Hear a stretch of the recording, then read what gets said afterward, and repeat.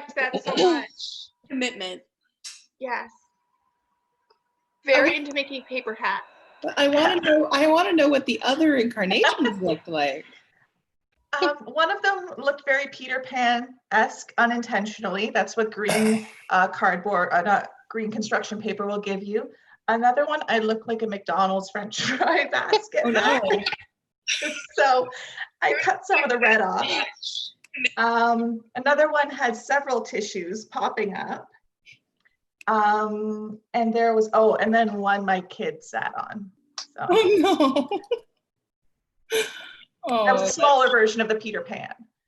But we're going with Clarice. This is Clarice. You named the hat? Oh, yes. Oh, yes. She has personality. She deserves the name. Thank you. Yes. Yes. We are ready. Okay, so I'm just posting the link now. So it's available on the at My Ent World Twitter, as well as the My Entertainment World Facebook page, the My Theater Facebook page, and my own personal Facebook page, as well as you can get it from the Zoom call if you want to share it.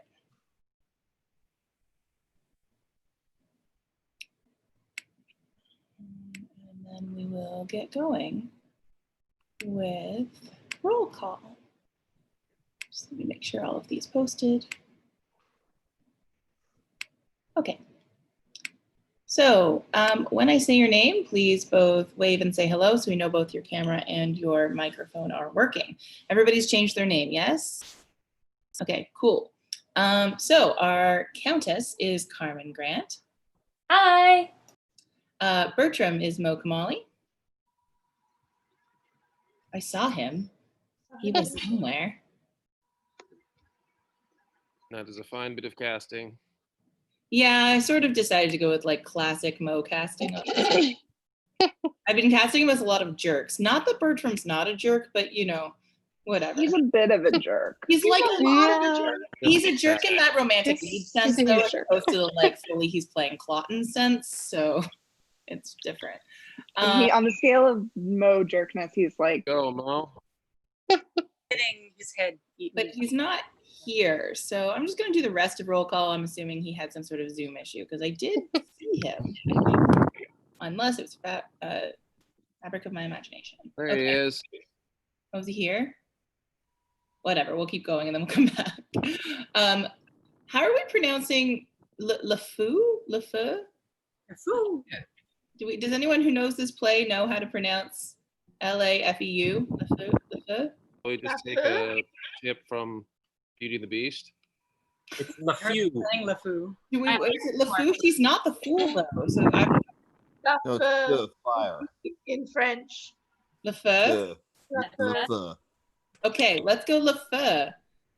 So that's Rachel Nissinker. Hi. Helena is Shaylin McFall. Hi. Perolis is Nicanor Campos, Morning. who is very tired. He's been up all night. The page is Melissa Wright. Oh, she's very quiet, but she's there. I trust. I promise. The first lord is Laura Hubbard. Hello. The second lord is Hilary Wardinger. hi. Our steward is Stephanie Junga Philippik. Great pronunciation. Hey, guys. The clown is Christina Shepard. Hi. Fourth lord is Elizabeth Ramirez. Hello. Bizarrely, this text doesn't have a third lord. There's a fourth lord and no third lord, and I spent hours searching for him, and he's not there. But the Duke is Mark Crater, who is currently not there, but I dressed him to be there. Yeah. First gentleman, but not gentleman, just first gentleman is Cass Van Wyck. Ooh, do we not have a Cass yet? Okay, we'll circle back to Cass. Gentleman, but not first gentleman, is Melissa McVeigh. Hello. Second gentleman is Fabiana Cabral. No Fabiana either. Guys, where is... Wait, you can't hear me? Oh, there you are. Hi. Yeah. Okay. The widow is Susan Bond. Hello.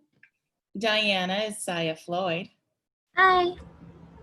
Mariana is Elizabeth Morris. Hello. First soldier, Tori Urquhart.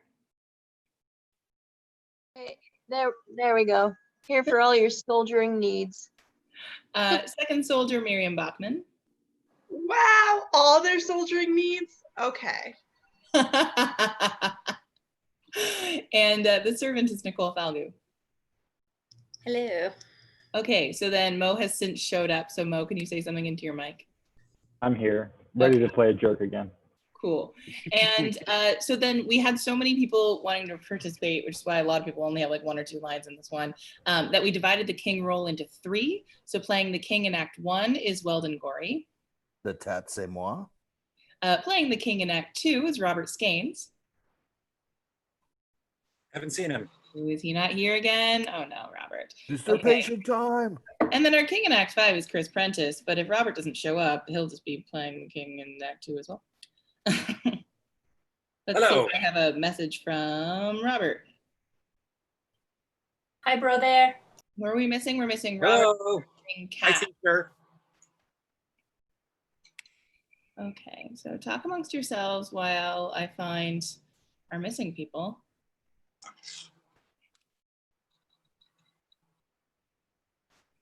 All right, folks. Quick debate: cake or pie?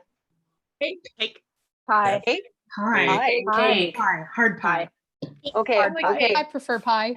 Hang on. Pros but and question. cons. What Of- kind of cake and pie? Yes, thank you. Valid. Pie, That is but a little bit only more if it important. includes ice cream. This Oh, is Can we have these answers? I would Or argue that cake has a wider variety available. as pie. therefore Pie. Pie has so much variety. You can have My savory pie. I've never had a savory Mhm. cake. My argument is that Hmm. if you bring cake to a meeting, it becomes a party. So cake wins in terms of livening mood.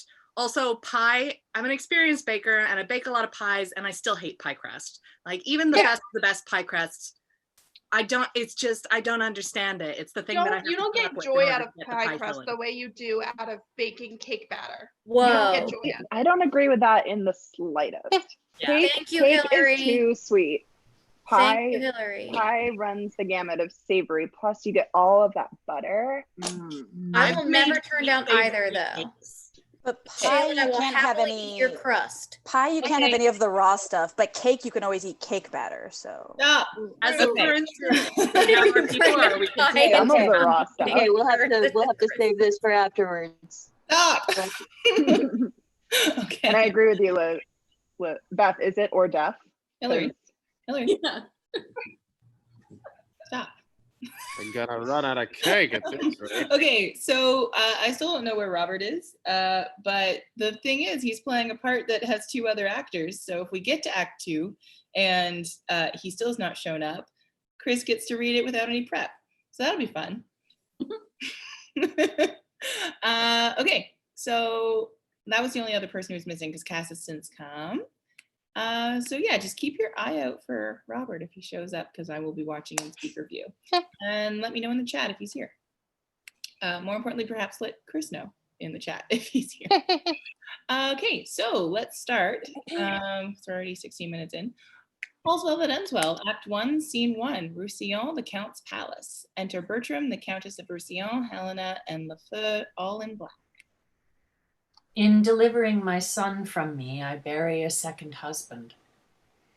And I, in going, madam, weep over my father's death anew. But I must attend his majesty's command, to whom I am now in ward evermore in subjection. You shall find of the king a husband, madam, you, sir, a father. He that so generally is at all times good must of necessity hold his virtue to you, whose worthiness would stir it up where it wanted rather than lack it, where there is such abundance. What hope is there of his majesty's amendment? He hath abandoned his physicians, madam, under whose practice he hath persecuted time with hope, and finds no other advantage in the process, but only the losing of hope by time. This young gentlewoman had a father. Oh, that had, how sad a passage 'tis, whose skill was almost as great as his honesty. Had it stretched so far, would have made nature immortal, and death should have play for lack of work. Would, for the king's sake, he were living. I think it would be the death of the king's disease. How called you the man you speak of, madam? He was famous, sir, in his profession, and it was his great right to be so. Gerard de Narbonne. He was excellent indeed, madam.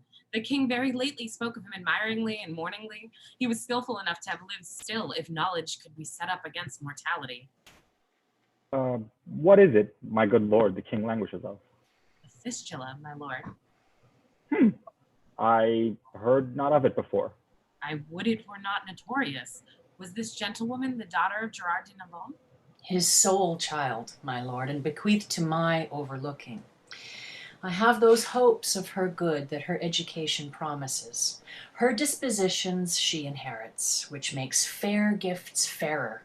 For where an uncleaned mind carries virtuous qualities, their commendations go with pity. They are virtues and traitors too. In her they are the better for their simpleness. She derives her honesty and achieves her goodness. Your commendations, madam, get from her tears. 'Tis the best brine a maiden can season her praise in. The remembrance of her father never approaches her heart, but the tyranny of her sorrows takes all livelihood from her cheek. No more of this, Helena.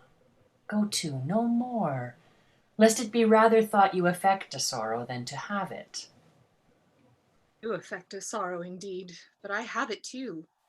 Moderate lamentation is the right of the dead, excessive grief the enemy to the living. If the living be enemy to the grief, the excess makes it soon mortal. Madam, I desire your holy wishes. How understand we that? Be thou blessed, Bertram, and succeed thy father in manners as in shape. Thy blood and virtue contend for empire in thee, and thy goodness share with thy birthright. Love all, trust a few, do wrong to none. Be able for thine enemy rather in power than use, and keep thy friend under thine own life's key. Be checked for silence, but never taxed for speech.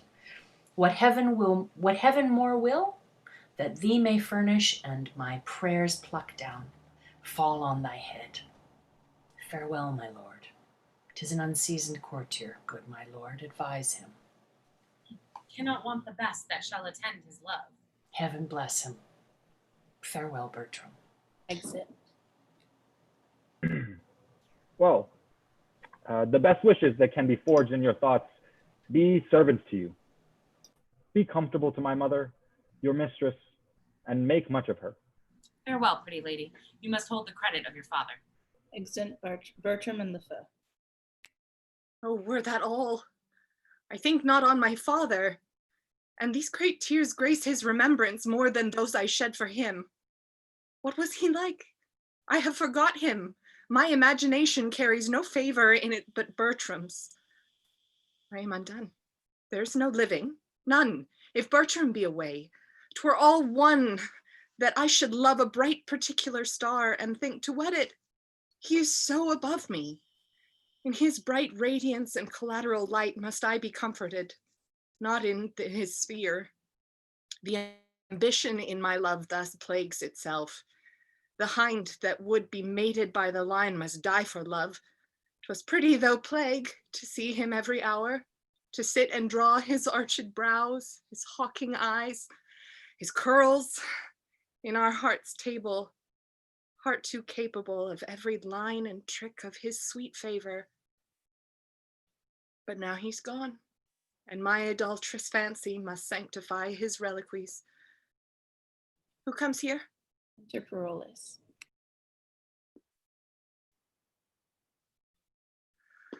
One that goes with him. I love him for his sake, and yet I know him notorious liar, think him a great way fool, solely a coward. Yet these fixed evils sit so fit in him that they take place when virtue's steely bones look bleak in the cold wind. Withal, full of, we see, cold wisdom waiting on superfluous folly. Save you, fair queen. And you, monarch. Now, And no.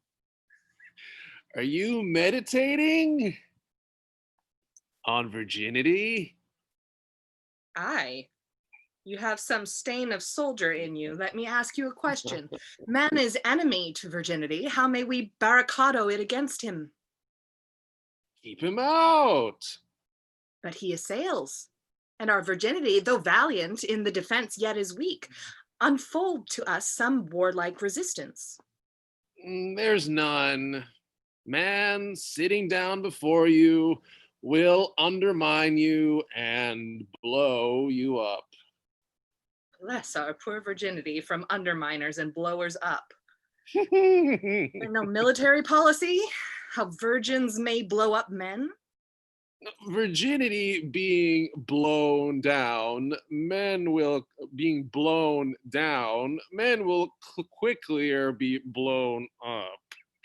Mary, in blowing him down again with the breach yourselves made, you lose your city.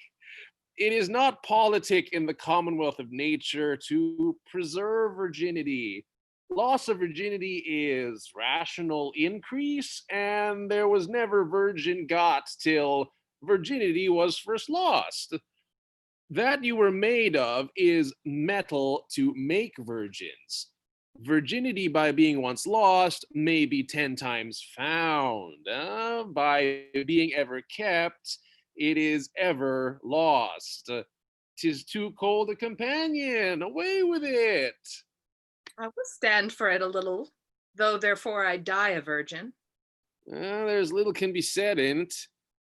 'Tis against the rule of nature. To speak on the part of virginity is to accuse your mothers, which is most infallible disobedience. He that hangs himself is a virgin. Virginity murders itself and should be buried in highways out of all sanctified limit as a desperate offendress against nature. Virginity breeds mites, much like a cheese. Consumes itself to the very pairing and so dies with feeding his own stomach. Besides, virginity is peevish, proud, idle, made of self-love, which is the most inhibited sin in the canon. Keep it not. You cannot choose but lose by it. Out with it. Within 10 years, it will make itself 10, which is a goodly increase. And the principle itself not much the worse.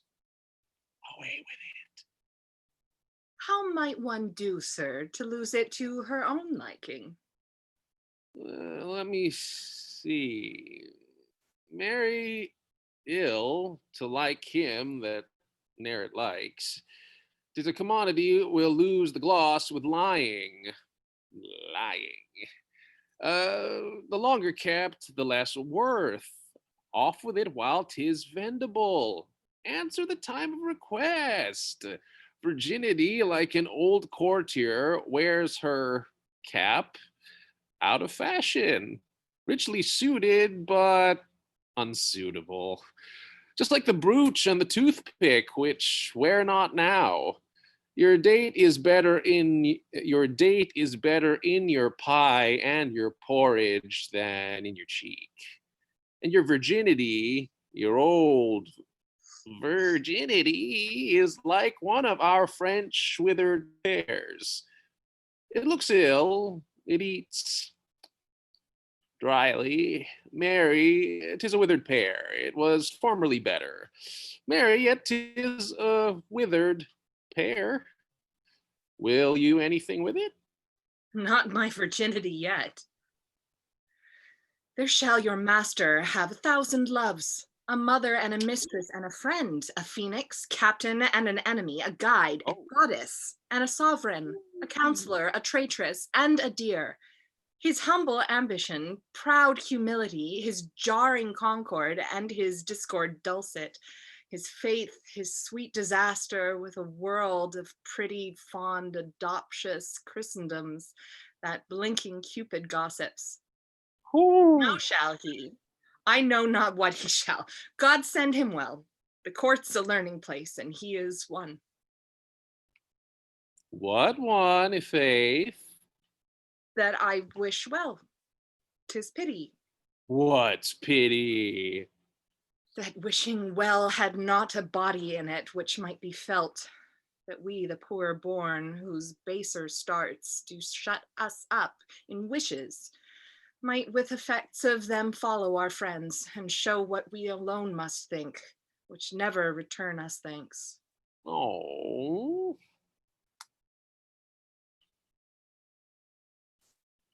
Enter Page. Monsieur Peroles, my lord calls for you. Exit. Helen, farewell. If I can remember thee, I will think of thee at court. Monsieur Peroles, you were born under a charitable star. Under Mars, I. I especially think under Mars. Why under Mars? The wars have so kept you under that you must needs be born under Mars. When he was predominant. When he was retrograde, I think rather. Why think you so? You go so much backward when you fight.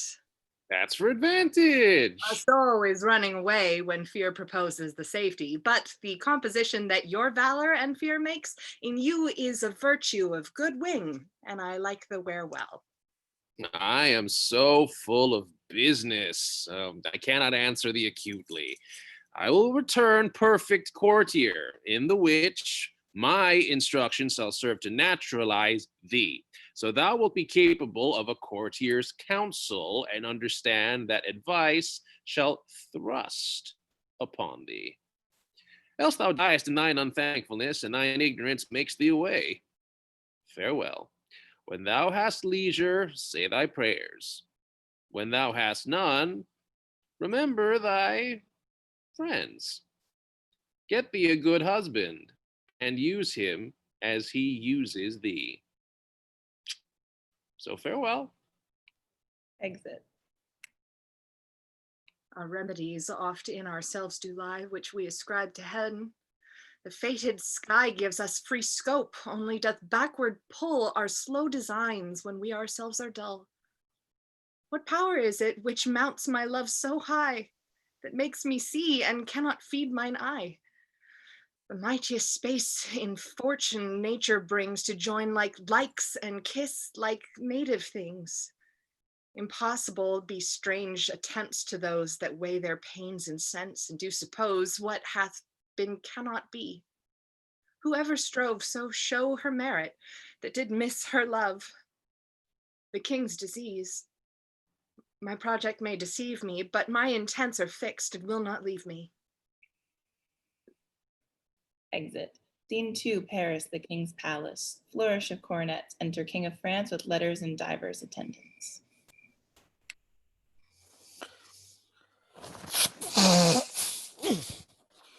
Ugh. The Florentines and Senois are by the ears, have fought with equal fortune, and continue a braving war. So 'tis reported, sir. Nay, 'tis most credible. We here received it, a certainty vouched from our cousin Austria, with caution that the Florentine will move us for speedy aid, wherein our dearest friend prejudicates the business and would seem to have us make denial. His love and wisdom approved so to your majesty may plead for amplest credence. He hath armed our answer, and Florence is denied before he comes. Yet, for our gentlemen that mean to see the Tuscan service, freely have they leave to stand on either part.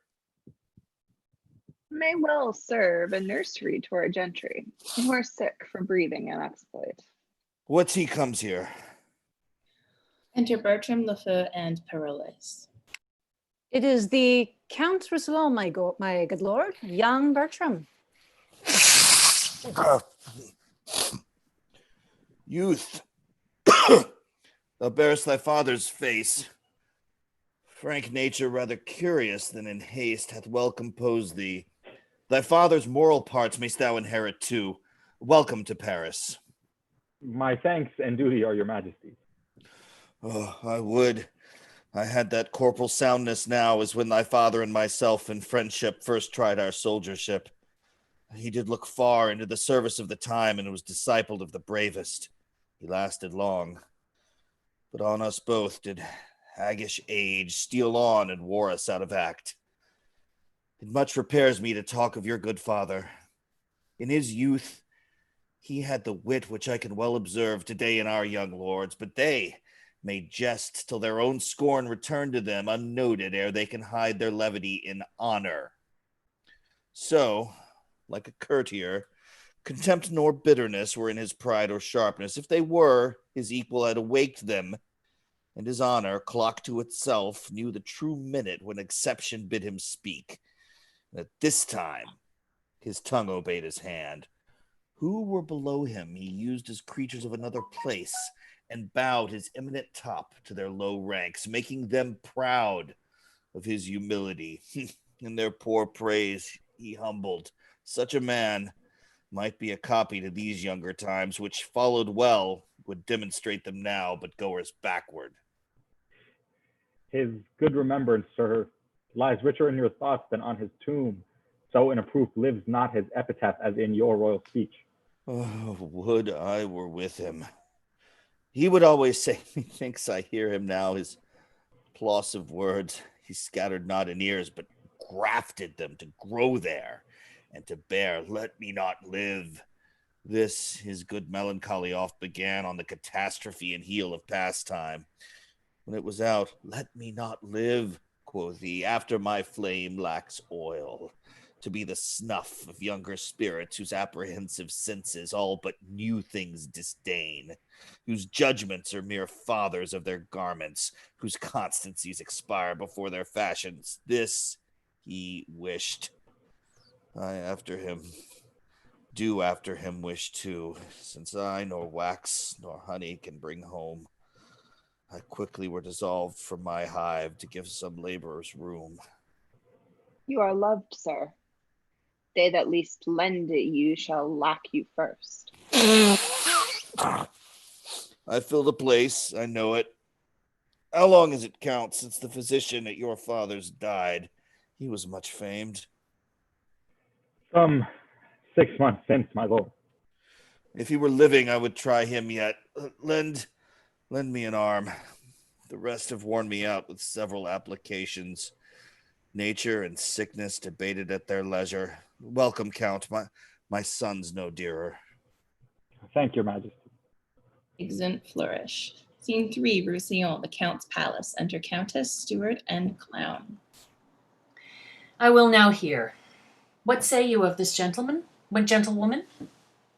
Madam, the care I have had to even your content, I wish might be found in the calendar of my past endeavors.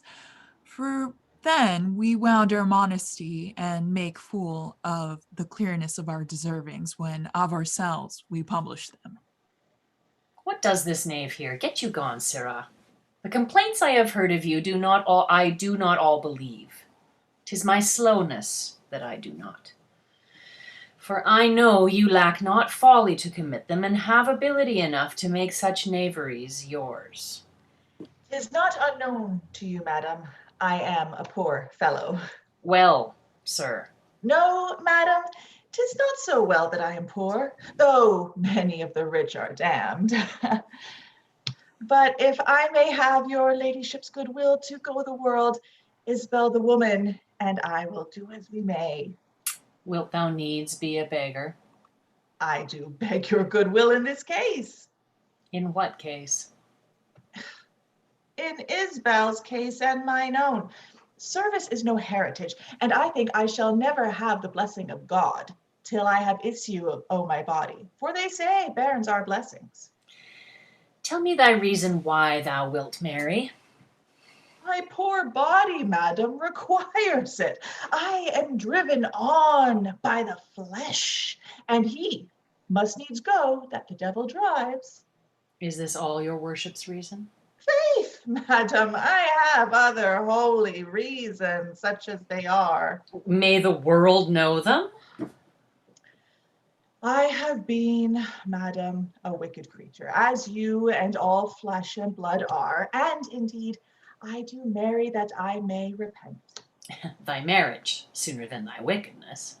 I am out of friends, madam, and I hope to have friends for my wife's sake. Such friends are thine enemies, knave. You're shallow, madam, ingrate friends, for the knaves come to do that for me, which I am aweary of. He that ears my lands spares my team, and gives me leave in the crop. If I be his cuckold, he is my drudge. He that comforts my wife is the cherisher of my flesh and blood. He that cherishes my flesh and blood loves my flesh and blood. He that loves my flesh and blood is my friend. Ergo, he that kisses my wife is my friend. If men could be contented to be what they are, there were no fear in marriage. For young Charbon the Puritan and old Poysem the Papist, however some their hearts are served in religion, their heads are both one. They may jowl horns together like any deer of the herd. Wilt thou ever be a foul-mouthed and calumnious knave? A prophet I, madam. And I speak truth the next way. For in the ballad I will repeat, which men full true shall find, your marriage comes by destiny, so your cuckoo sings by kind. Get you gone, sir. I'll talk with you more anon. May it please you, madam, that he bid Helen come to you. Of her I am to speak. Sirrah, tell my gentlewoman I would speak with her. Helen, I mean. Was this the fair face that caused, she quoth, why the Grecian sack Troy? Fond done, done fond, was this King Priam's joy?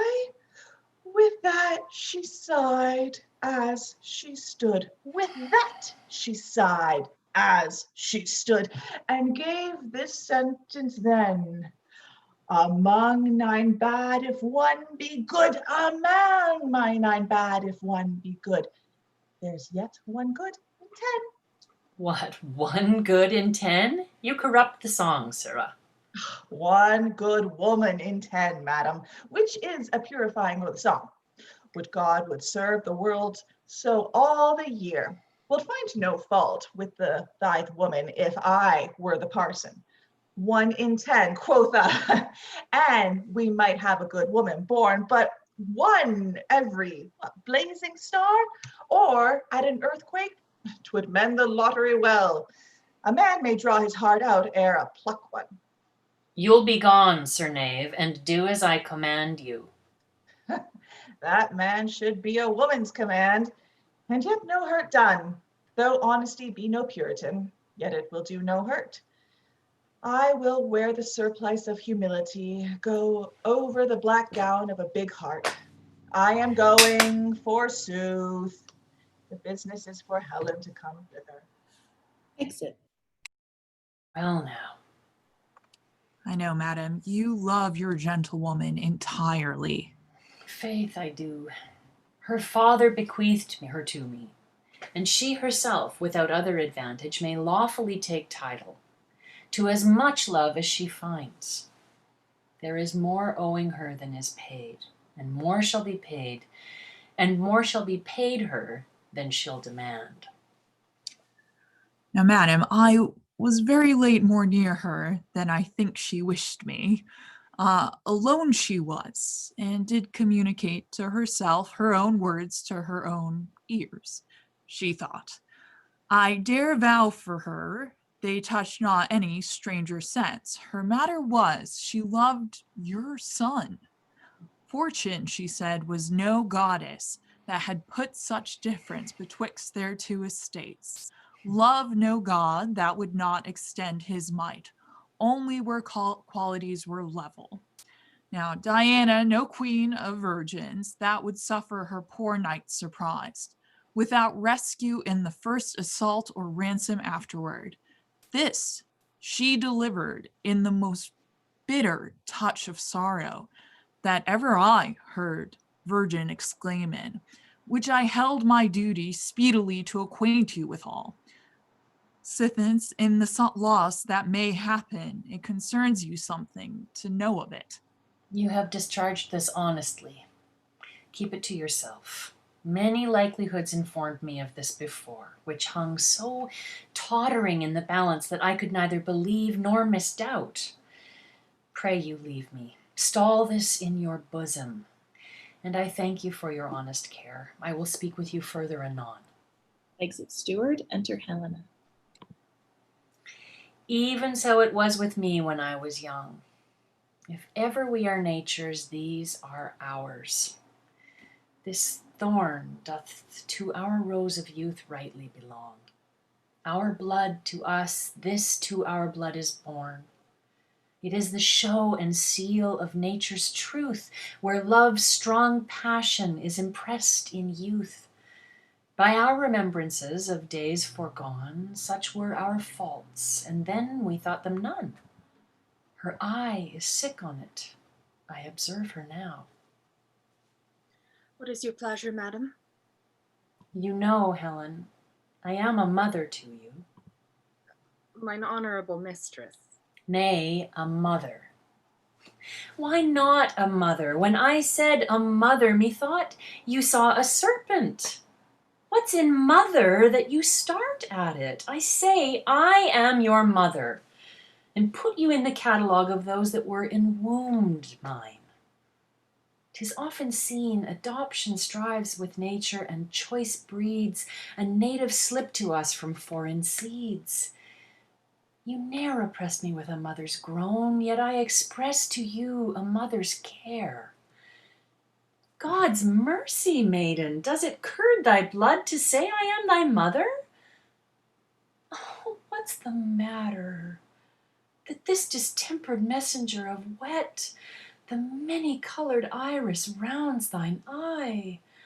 Why, that you are my daughter? That I am not.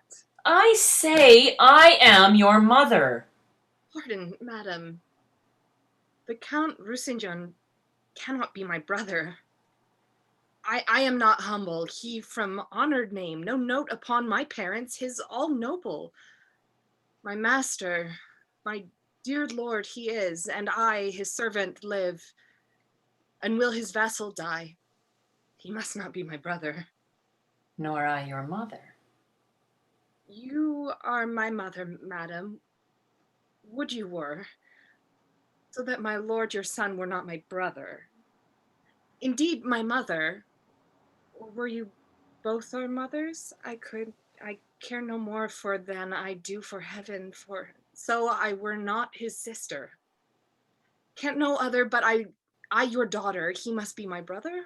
Yes, Helen. You might be my daughter-in-law. God shield you mean it not. Daughter and mother so strive upon your pulse. What, pale again? My fear hath catched your fondness. Now I see the mystery of your loneliness, and find your salt tears head. Now to all sense 'tis gross. You love my son. Invention is ashamed against the proclamation of thy passion to say thou dost not. Therefore tell me true, but tell me then 'tis so. For look, thy cheeks confess it, the one to the other, and thine eyes see it so grossly shown in thy behaviors that in their kind they speak it. Only sin and hellish obstinacy tie thy tongue, that truth should be suspected. Speak, 'tis so? If it be so, you have wound a goodly clue, for it be not, forswear't. Howe'er I charge thee, as heaven shall work in me for thine avail. Tell me truly. Good madam, pardon me. Do you love my son? Pardon, noble mistress. Love you my son? Not you love him, madam? Go not about. My love hath in't a bond, whereof the world takes note. Come, come, disclose the state of your affection, for your passions have to the full appeached. I confess, you're on my knee before heaven, high heaven, and you, that before you and next unto high heaven, I love your son. My friends were poor, but honest, so's my love. Be not offended, for it hurts not him that he is loved of me. I follow him not by any token of presumptuous suit, nor would I have him till I do deserve him. yet never know how that desert should be. I know I love in vain, drive against hope. Yet in this captious and untenable sieve, I still pour in the waters of my love and lack not to lose still. Thus Indian-like, religious in mine error, I adore the sun that looks upon his worshipper, but knows of him no more. My dearest madam, let not your hate encounter with my love for loving where you do. But if yourself, whose aged honor cites a virtuous youth, did ever in so true a flame of liking wish it chastely and love dearly that your Diane was both herself and love, oh, then give pity to her whose state is such that cannot choose but lend and give where she is sure to lose. That seek not to find that which her search implies, but riddle-like lives sweetly where she dies. Had you not lately an intent, speak truly, to go to Paris? Madam, I had. Wherefore? Tell me. I will tell truth. By grace itself, I swear, you know my father left me some prescriptions of rare and proved effects, such as his reading and manifest experience had collected for general sovereignty, and that he willed me in heedfullest reservation to bestow them, as notes whose faculties inclusive were more than they were in note. Amongst the rest, there's a remedy approved, set down, to cure the desperate languishings whereof the king is rendered lost. This was your motive for Paris, was it? Speak. My lord, your son made me to think of this. Else Paris and the medicine and the king had from the conversation of my thoughts happily been absent then. But think you, Helen, if you should tender your supposed aid, would he receive it? He and his physicians are of a mind. He that they cannot help him, they that they cannot help. How shall they credit a poor unlearned virgin when the schools, emboweled of their doctrine, have left off the danger to itself?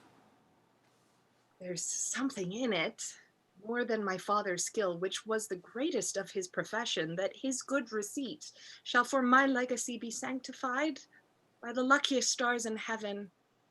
And would your honor but give me leave to try success, I'll venture the well-lost life of mine on his grace's cure by such a day and hour. Dost thou believe it? Aye, madam, knowingly. Why, Helen, thou shalt have my leave and love, means and attendance, and my loving greetings to those of mine in court.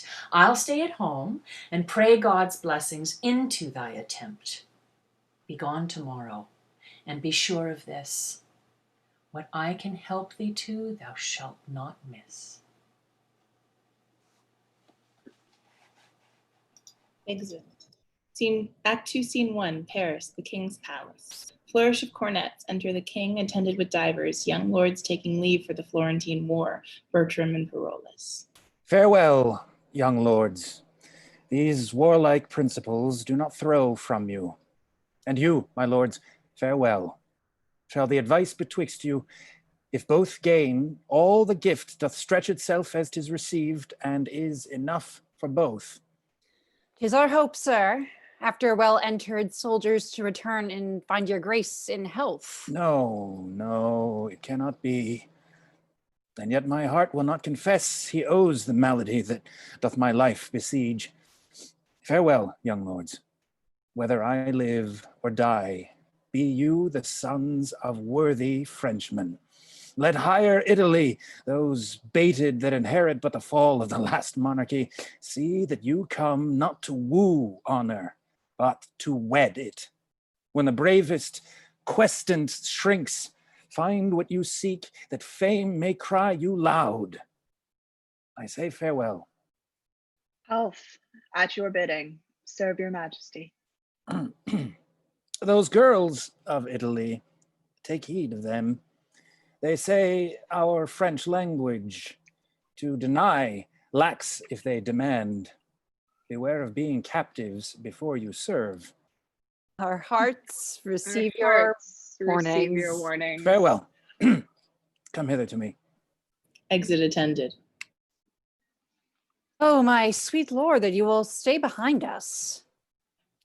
'Tis not his fault, the spark. Oh, 'tis brave wars. Most admirable. I have seen those wars. I am commanded here, and kept the quarrel with too young, and the next year, and 'tis too early. And thy mind stand to it, boy. Steal away bravely. I shall stay here, the four-horse to a smock, creaking my shoes on the plain masonry till honor be brought up, and no sword worn but one to dance with. By heaven, I'll steal away. There's honor in the theft. Commit it, Count. I am your accessory, and so farewell. I grow to you, and our parting is a tortured body. Farewell, Captain. Sweet Monsieur Paroles. Noble heroes, my sword and yours are kin. Good sparks and lustrous, a word, good metals. You shall find in the regiment of the Spinny Eye one Captain Spurio, with his cicatrice, an emblem of war, here on his sinister cheek. It was this very sword entrenched it. Say to him, I live, and observe his reports for me. We shall, noble captain. Yeah. Exit lords. Mars dote on you for his novices. What will ye do? Stay, the king. Re-enter King Bertram and Perolas retire. Use a more spacious ceremony to the noble lords. You have restrained yourself within the list of too cold and dew. Be more expressive to them, for they wear themselves in the cap of the time. There do muster true gait, eat, speak, and move under the influence of the most received star. And though the devil lead the measure, such are to be followed. After them, and take a more dilated farewell. And I will do so. Worthy fellows, and like to prove most sinewy sword men. Exit Bertram and Peroles. Enter Lefeu. Pardon, my lord, for me and my tidings. I'll fee thee to stand up. And here's a man stands that has brought his pardon. I would you had kneeled, my lord, to ask me mercy, and that at my bidding you could so stand up. I would I had, so I had broke thy pate, and ask thee mercy for it. Give faith a cross. But my good lord, 'tis thus.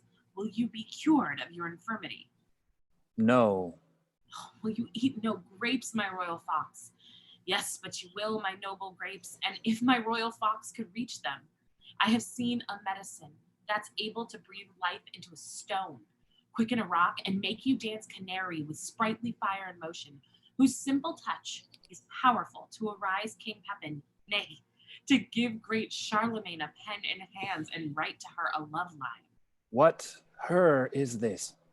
By Dr. She, my lord, there's one arrived. If you will see her, now by my faith and honor, if seriously I may convey my thoughts in this my light deliverance, I have spoke with one that in her sex, her years, profession, wisdom, and constancy hath amazed me more than I dare blame my weakness. Will you see her? For that is her demand, and know her business? That done laugh well at me.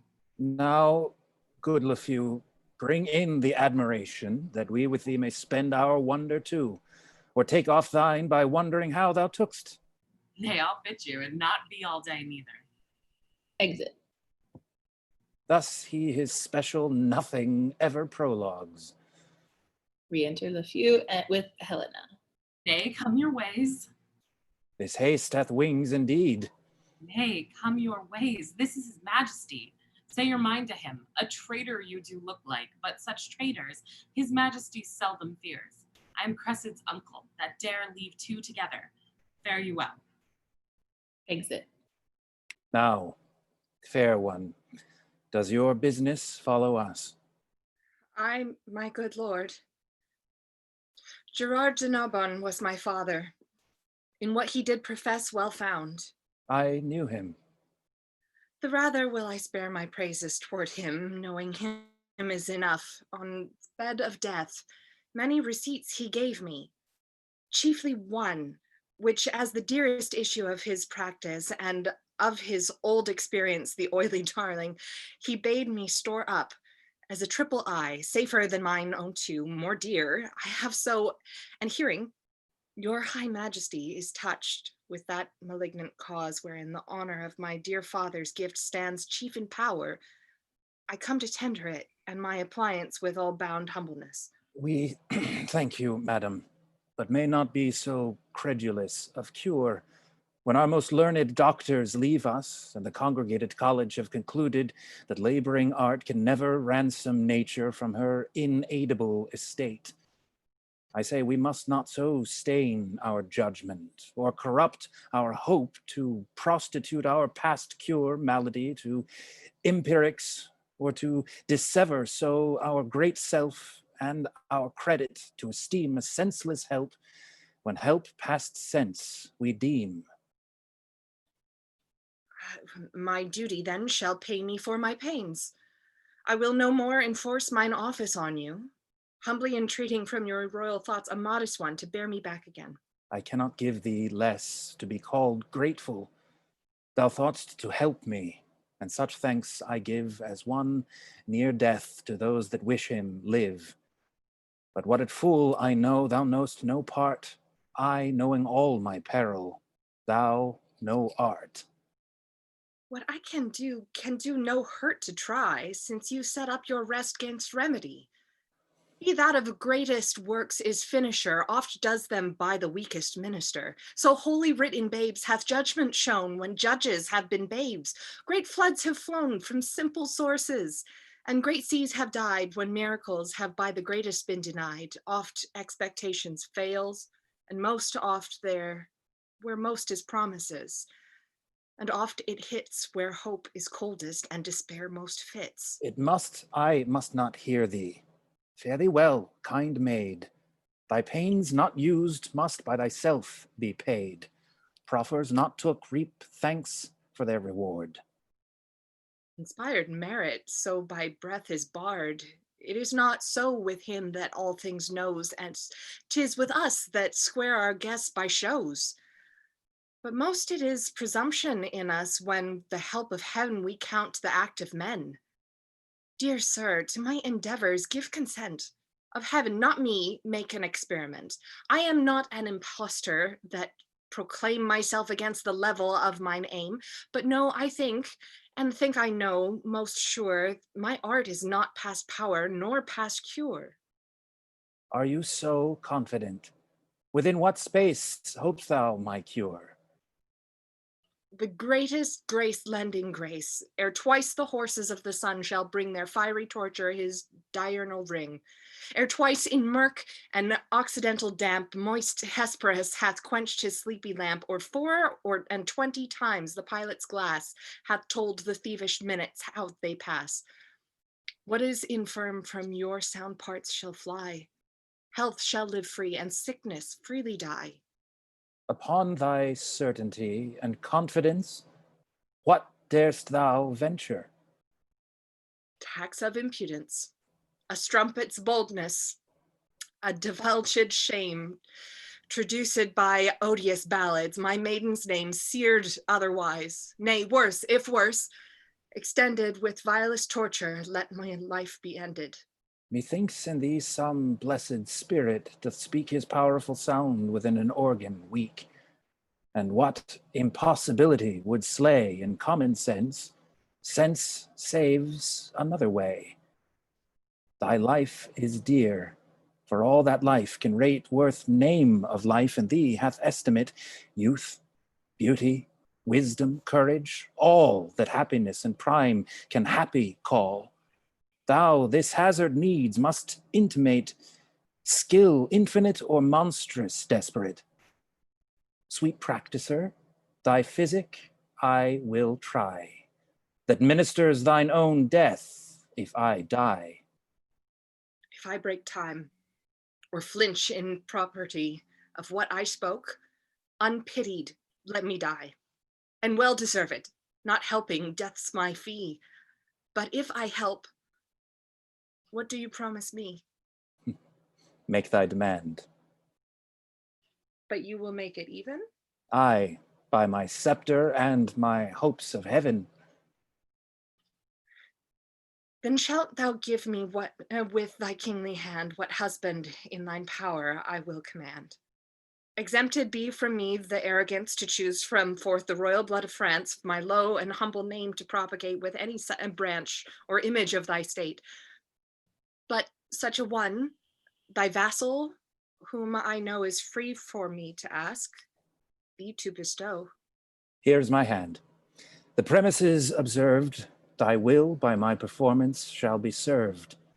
So make the choice of thine own time, for I, thy resolved patient, on thee still rely. More should I question thee, and more I must, though more to know could not be more to trust. From whence thou camest, how tended on, but rest unquestioned, welcome and undoubted, blessed. Give me some help here, oh. If thou proceed as high as word, my deed shall match thy meed.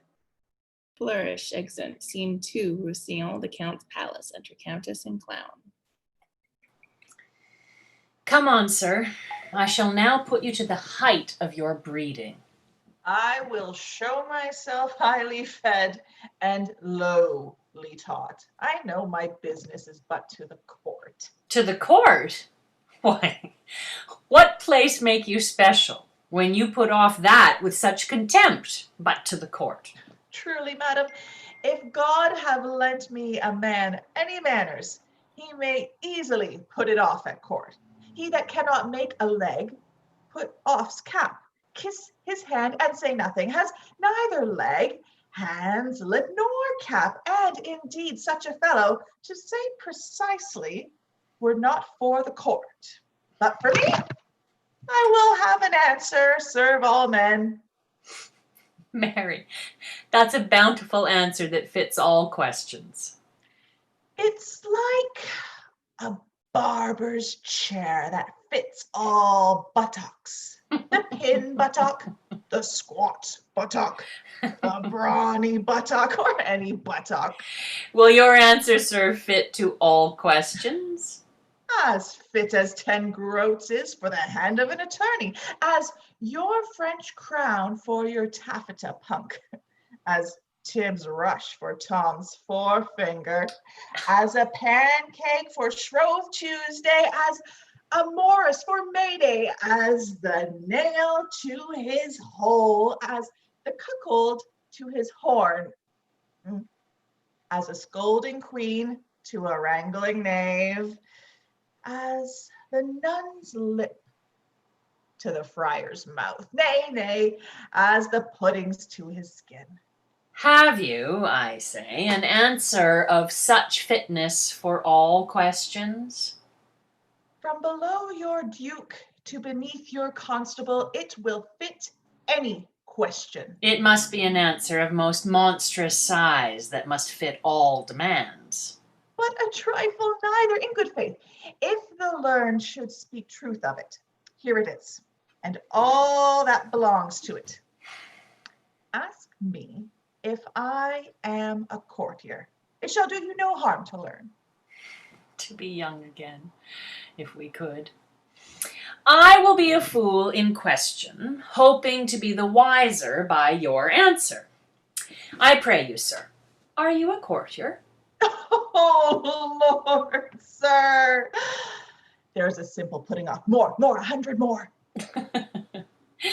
Sir, I am a poor friend of yours that loves you. Oh, Lord, sir. Think, spare me not. I think, sir, you can eat none of this homely meat. Oh, Lord, sir. Nay, put me in, I warrant you. If you were lately whipped, sir, as I think. Oh, Lord, sir, spare me not. Do you cry, oh, Lord, sir, at your whimping, and spare me not? Indeed, your oh, Lord, sir, is very sequent to your whipping. You would not answer very well to a whipping if you were but bound to it. I ne'er had worse luck in my life, in my, oh Lord, sir. I see may serve long, but not serve ever.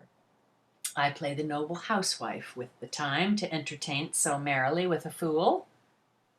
Lord, sir. Why, there's 12 servants again. An end, sir, to your business. Give Helen this, and urge her to a present answer back. Commend me to my kinsman and my son. This is not much. Not much commendation to them. Not much employment for you. You understand me? Most fruitfully, I am there before my legs. I'll haste you again. Exeunt separately. Scene 3, Paris, the King's Palace. Enter Bertram, LeFou, and Parolles. They say miracles are past, and we have our philosophical persons to make modern and familiar things supernatural and causeless. Hence is it that we make trifles of terrors, ensconcing ourselves into seeming knowledge when we should submit ourselves to an unknown fear. Is Parolles asleep? Oh. Hello.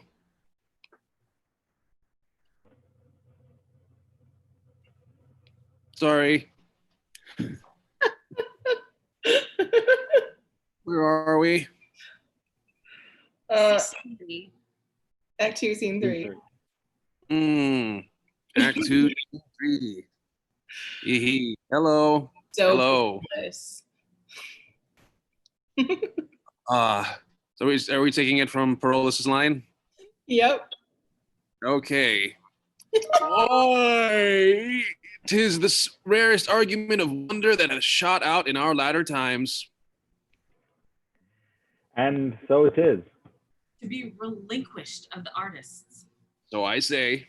both of Galen and Paracelsus, So I say. of all the learned and authentic fellows, Right. So I say. that gave him out incurable, Why, there 'tis. So say I too. not to be helped, Right. As 'twere a man assured of certain life and sure death. just, you say well. So what I have said. I may truly say it is a novelty to the world. It is indeed. If you will have it in showing, you shall read it in, what do you call there? A showing of a heavenly effect in an earthly actor. That's it. I would have said the very same. Why, your dolphin is not lustier for me. I speak in respect. Nay, 'tis strange, 'tis very strange. That is the brief and the tedious of it. And he's of a most fascinerious spirit that will not acknowledge it to be the very hand of heaven. I say. In a most weak and debile minister, great power, great transcendence, which should indeed give us a further use to be made than alone the recovery of the king, as to be generally thankful. I would have said it. You say well. Here comes the king. Enter King, Helena, and attendants, LeFou, and Parolles retire. Lustig, as the Dutchman says, I'll like a maid the better, whilst I have a tooth in my head, while he's able to lead her a coranto. Mort du vinagre, is not this Helen? For God, I think so. Go. Oh. Call before me all the lords in court. Sit, my preserver, by thy patience side, and with this healthful hand, whose banished sense thou hast repealed, a second time receive the confirmation of my promised gift, which but attends thy naming. Enter 3 or 4 lords. Fair maid, send forth thine eye. This youthful parcel of noble bachelors stand at my bestowing, or whom both sovereign power and father's voice I have to use. Thy frank election make. Thou hast power to choose, and they none to forsake. To each of you one fair and virtuous mistress fall, when love please. Marry to each but one. I'll give Bay Kartal and his furniture. My mouth no more were broken than those boys. and writ as little beard. Peruse them well. Not one of those but had a noble father. Gentlemen, heaven hath through me restored the king to health. We understand it. And Thank thank heaven for you. Heaven for you. I am a simple maid, and therein wealthiest that I protest I simply am a maid. Face it, your majesty, I have done already.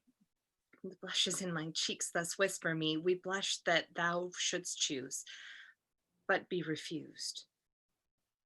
Let the white death sit on thy cheek forever. We'll never come there again. Make choice and see. Who shuns thy love, shuns all his love in me. Now, Dian, from thy altar do I fly, and to imperial love, that God most high, do my sighs stream. Sir, will you hear my suit? And granted.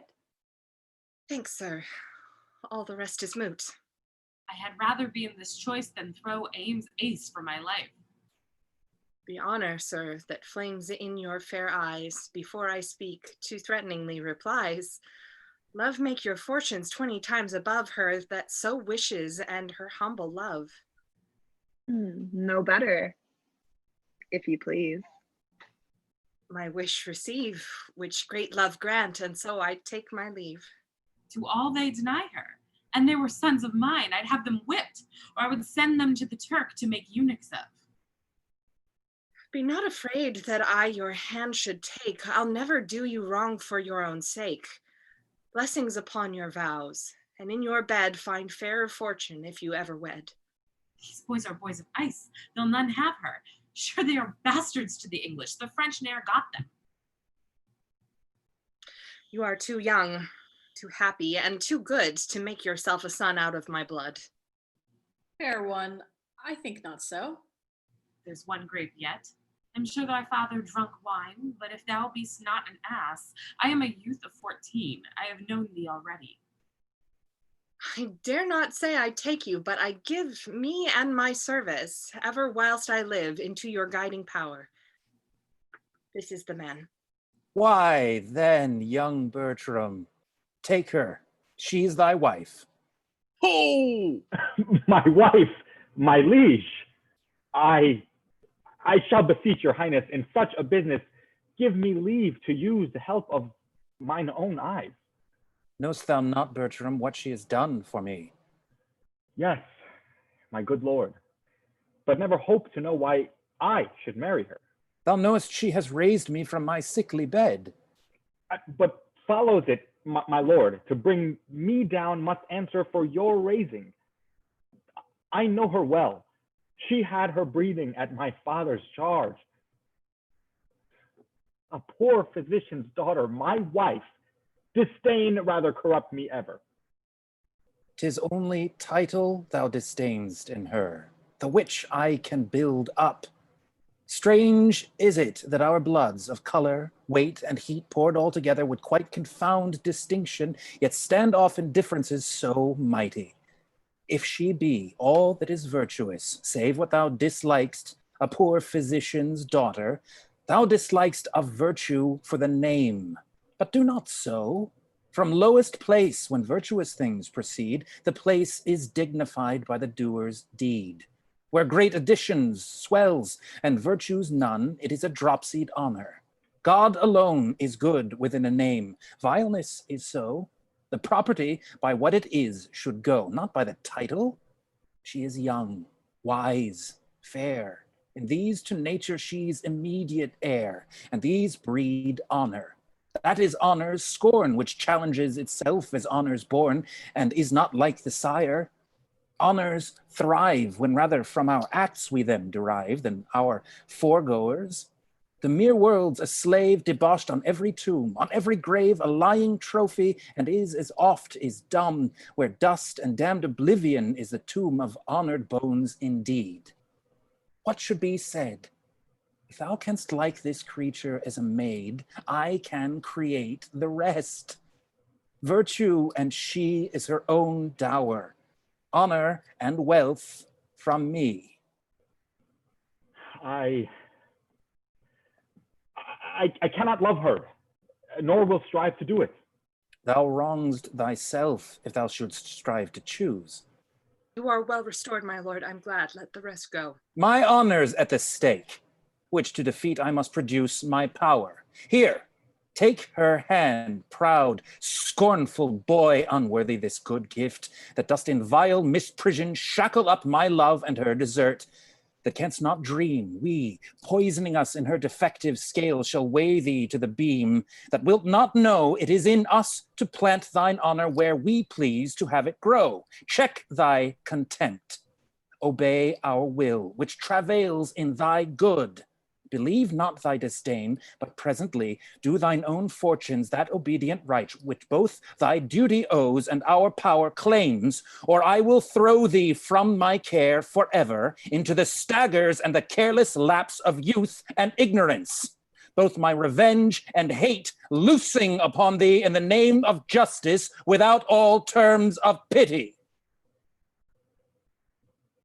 Speak thine answer. Pardon, my gracious lord, for I submit my fancy to your eyes. When I consider what great creation and what dole of honor flies where you bid it, I find that she, which late was in my nobler thoughts most base, is now the praised of the king, who so ennobled is as for born so. Take her by the hand and tell her she is thine, to whom I promise a counterpoise, if not to thy estate, a balance more replete. I take her hand. Good fortune and the favor of the king smiled upon this contract, whose ceremony shall seem expedient on the now born brief, and be performed tonight. The solemn feast shall more attend upon the coming space, expecting absent friends. As thou lovest her, thy love's to me religious, else does err. Exeunt Albert Lafeu and Perolles. Do you hear, Monsieur? A word with you. Your pleasure, sir? Your lord and master did well to make his recantation. Recantation? My lord? My master? Aye, is it not a language I speak? A most harsh one, and not to be understood without bloody succeeding, my master. Are you companion to the Count Roussillon? To any count, to all counts, to what is man? To what is Count's man? Count's master is of another style. You are too old, sir. Let it satisfy you. You are too old. I must tell thee, sirrah, I write man, to which title age cannot bring thee. What I dare too well do, I dare not do. I did think thee for two ordinaries to be a pretty wise fellow. Thou didst make tolerable vent of thy travel.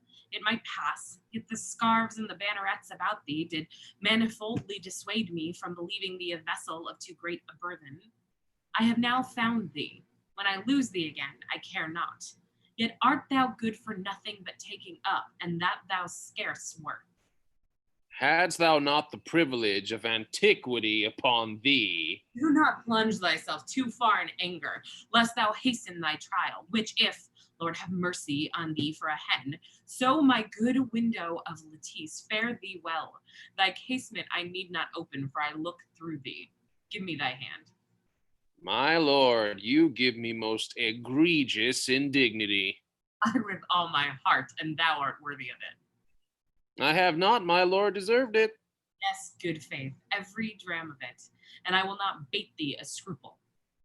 Well, I shall be wiser. Even as soon as thou canst, for thou hast to pull at a smack of the contrary. If ever thou beest found in thy scarf and beaten, thou shalt find what it is to be proud of thy bondage. I have a desire to hold my acquaintance with thee, or rather my knowledge, that I might say in the default, he is a man I know. My lord, you do me most insupportable vexation. I would it were hell pains for thy sake, and my poor doing eternal, for doing I am past, as I will by thee, in what motion age will give me leave. Well, Thou hast a son shall take this disgrace off me. Scurvy old, filthy, scurvy lord. Well, I must be patient. There is no fettering of authority. I'll beat him by my life. If I can meet him with any convenience and he were double and double a lord, I'll have no more pity of his age than I would have. I'll beat him. And if I could but meet him again. Re-enter Luffy. Sirrah, your lord and master's married. There's news for you. You have a new mistress. I most unfeignedly beseech your lordship to make some reservation of your wrongs. He is my good lord, whom I serve above is my master. Who? God? Aye, sir. The devil it is that is thy master. Why dost thou garter up thy arms of this fashion? Dost make hose the sleeves? Do other servants so? Thou wert best set thy lower part where thy nose stands. By mine honor, if I were but 2 hours younger, I'd beat thee. Methinks thou art a general defense, and every man should beat thee. I think thou wast created for men to breathe themselves upon thee. This is hard and undeserved measure, my lord. Go to, sir. You were beaten in Italy for picking a kernel out of a pomegranate. You are a vagabond and no true traveler.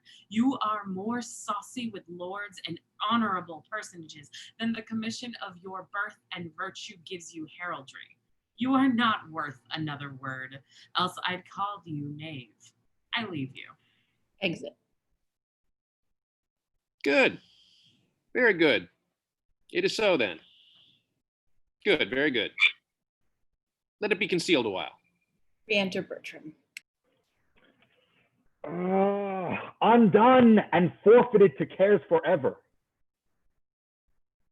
What's the matter, sweetheart? Although before the solemn priest I have sworn I will not bed her. What? What, sweetheart? Oh, my parolees, they have married me. Oh. I'll to the Tuscan wars and never bed her. France is a dog hole, and it no more merits the tread of a man's foot. To the wars! There's a letter from my mother. What the import is, I know not yet. Aye, that would be known. To the wars, my boy, to the wars! He wears his honor in a box unseen that hugs his kicky-wicky here at home, spending his manly marrow in her arms, which should sustain the bound and high curvet of Mars's fiery steed. To other regions, France is a stable. We that dwell in it jades, therefore to the war. It shall be so. Ah. I'll send her to my house, acquaint my mother with my hate to her, and wherefore I am fled. Write to the king that which I durst not speak.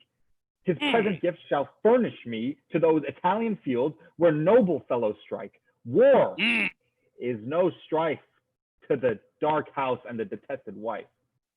Will this capriccio hold in thee? Art sure? Go with me to my chamber and advise me. I'll send her straight away. Tomorrow I'll to the wars. She to her single sorrow. Why, these balls bound. There's noise in it.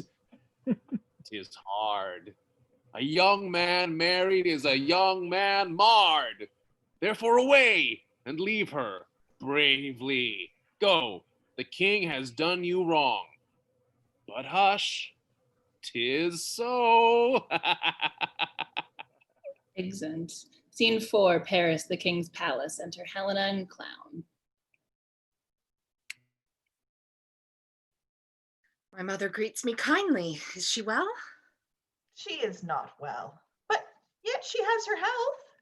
She's very merry, but yet she is not well.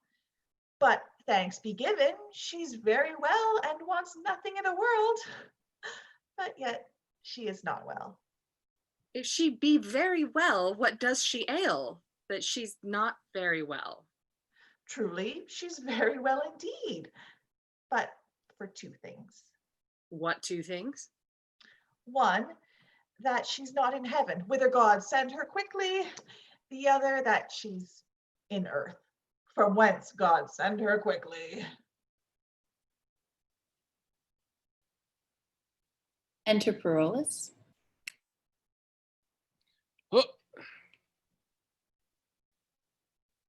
Bless you, my fortunate lady. I hope, sir, I have your good will to have mine own good fortunes. You had my prayers to lead them on, and to keep them on, and to keep them on, have them still. Oh, my knave, how does my old lady? So that you had her wrinkles and I her money, I would she did as you say. Why, I say nothing. Mary, you are the wiser man, for many a man's tongue shakes out his master's undoing. To say nothing, to do nothing, to know nothing, and to have nothing is to be a great part of your title, which is within a very little of nothing. Away, thou art a knave. You should have said, sir, before a knave, thou'rt a knave. That's before me, thou'rt a knave. This had been truth, sir. Go to, thou art a witty fool. I have found thee. Did you find me in yourself, sir? Or were you taught to find me? The search, sir, was profitable, and much fool may find you in you, even to the world's pleasure and increase the laughter. A good knave, a good knave, faith, well fed. Madam, my lord will go away tonight. A very serious business calls on him. The great prerogative and right of love, which, as your due, time claims, he does acknowledge, but puts it off to a compelled restraint, whose want and whose delay is strewed with sweets, which they distill now in the curbed time, to make the coming hour o'erflow with joy and pleasure drown the brim. What's his will else? That you will take your instant leave of the king and make this haste as your own good proceeding, strengthened with what apology you think may make it probable need. What more commands he? That, having this obtained, you presently attend his further pleasure. In everything I wait upon his will. I shall report it so. I pray you. Mm-hmm. Exit Parolles. Exit. Scene 5. Paris, the King's Palace. Enter LeFou and Bartram. But I hope your lordship thinks not him a soldier. Yes, my lord, and of very valiant proof. You have it from his own deliverance. And by other warranted testimony. And my dial goes not true. I took this lark for a bunting. I do assure you, my lord, he is very great in knowledge and accordingly valiant. I have then sinned against his experience and transgressed against his valor, and my state that way is dangerous, since I cannot yet find in my heart to repent. Here he comes. I pray you, make us friends. I will pursue the amity. Enter Parolles. These things shall be done, sir. Pray you, sir, who's his tailor? Oh, I know him well. Sir, a good workman, a very good tailor. Is she gone to the king? She is. Will she away tonight? As you'll have her. I have writ my letters, casketed my treasure, given order for our horses, and tonight, when I should take possession of the bride, and ere I do begin. A good traveler is something at the latter end of a dinner, but one that lies 3/3 and uses a known truth to pass 1,000 nothings with should be once heard and thrice beaten. God save you, Captain. Is there any unkindness between my lord and you, monsieur? I know not how I have deserved to run into my lord's displeasure. You have made shift to run into it. boots and spurs and all, like him that leaped into the custard, and out of it you'll run again, rather than suffer question for your residence. It may be you have mistaken him, my lord. And shall do so ever, though I took him at prayers. Fare you well, my lord, and believe this of me. There can be no kernel in this light nut. The soul of this man is his clothes. Trust him not in matter of heavy consequence. I have kept of them tame, and know their natures. Farewell, monsieur. I have spoken better of you than you have or will to deserve at my hand. But we must do good against evil. Exit. An idle lord, I swear. I think so. Why, do you not know him? Yes, I do know him well, and common speech gives him a worthy path. Here comes my clog. Enter Helena. Oh. I have, sir, as I was commanded from you, spoke with the king and have procured his leave for present parting. Only he desires some private speech with you. I shall obey his will. You must not marvel, Helen, at my course, which holds not color with the time, nor does the ministration and required office on my particular. Prepared I was not for such a business. Therefore am I found so much unsettled, and this drives me to entreat you that presently you take our way for home, and rather muse than ask why I entreat you, for my respects are better than they seem, and my appointments have in them a need greater than shows itself at the first view to you that know them not. This to my mother. 'Twill be 2 days ere I shall see you, and so I leave you to your wisdom. Sir, I can nothing say but that I am your most obedient servant. Come, no more of that. And ever shall, with true observance, seek to eke out that wherein toward my homely stars have failed to equal my great fortune. Let that go. My haste is very great. Farewell. Hie home. Pray, sir, your pardon. Well, what would you say? I am not worthy of the wealth I own, nor dare I say 'tis mine, and yet it is. But like a timorous thief, most fain would steal what law does vouch mine own. What would you have? Something, and scarce so much, nothing indeed. I would not tell you what I would, my lord. Faith, yes, strangers and foes do sunder and not kiss. I pray you, stay not, but in haste to horse. I shall not break your bidding, good my lord. Where are my other men, monsieur? Farewell. Exit Helena. Go thou toward home, where I will never come whilst I can shake my sword or hear the drum. Away, and for our flight. Bravely, Coraggio. Coraggio. Excellent. Act 3, Scene 1, Florence, the Duke's palace. Flourish, enter the Duke of Florence, attended the two Frenchmen with a troop of soldiers. So, that.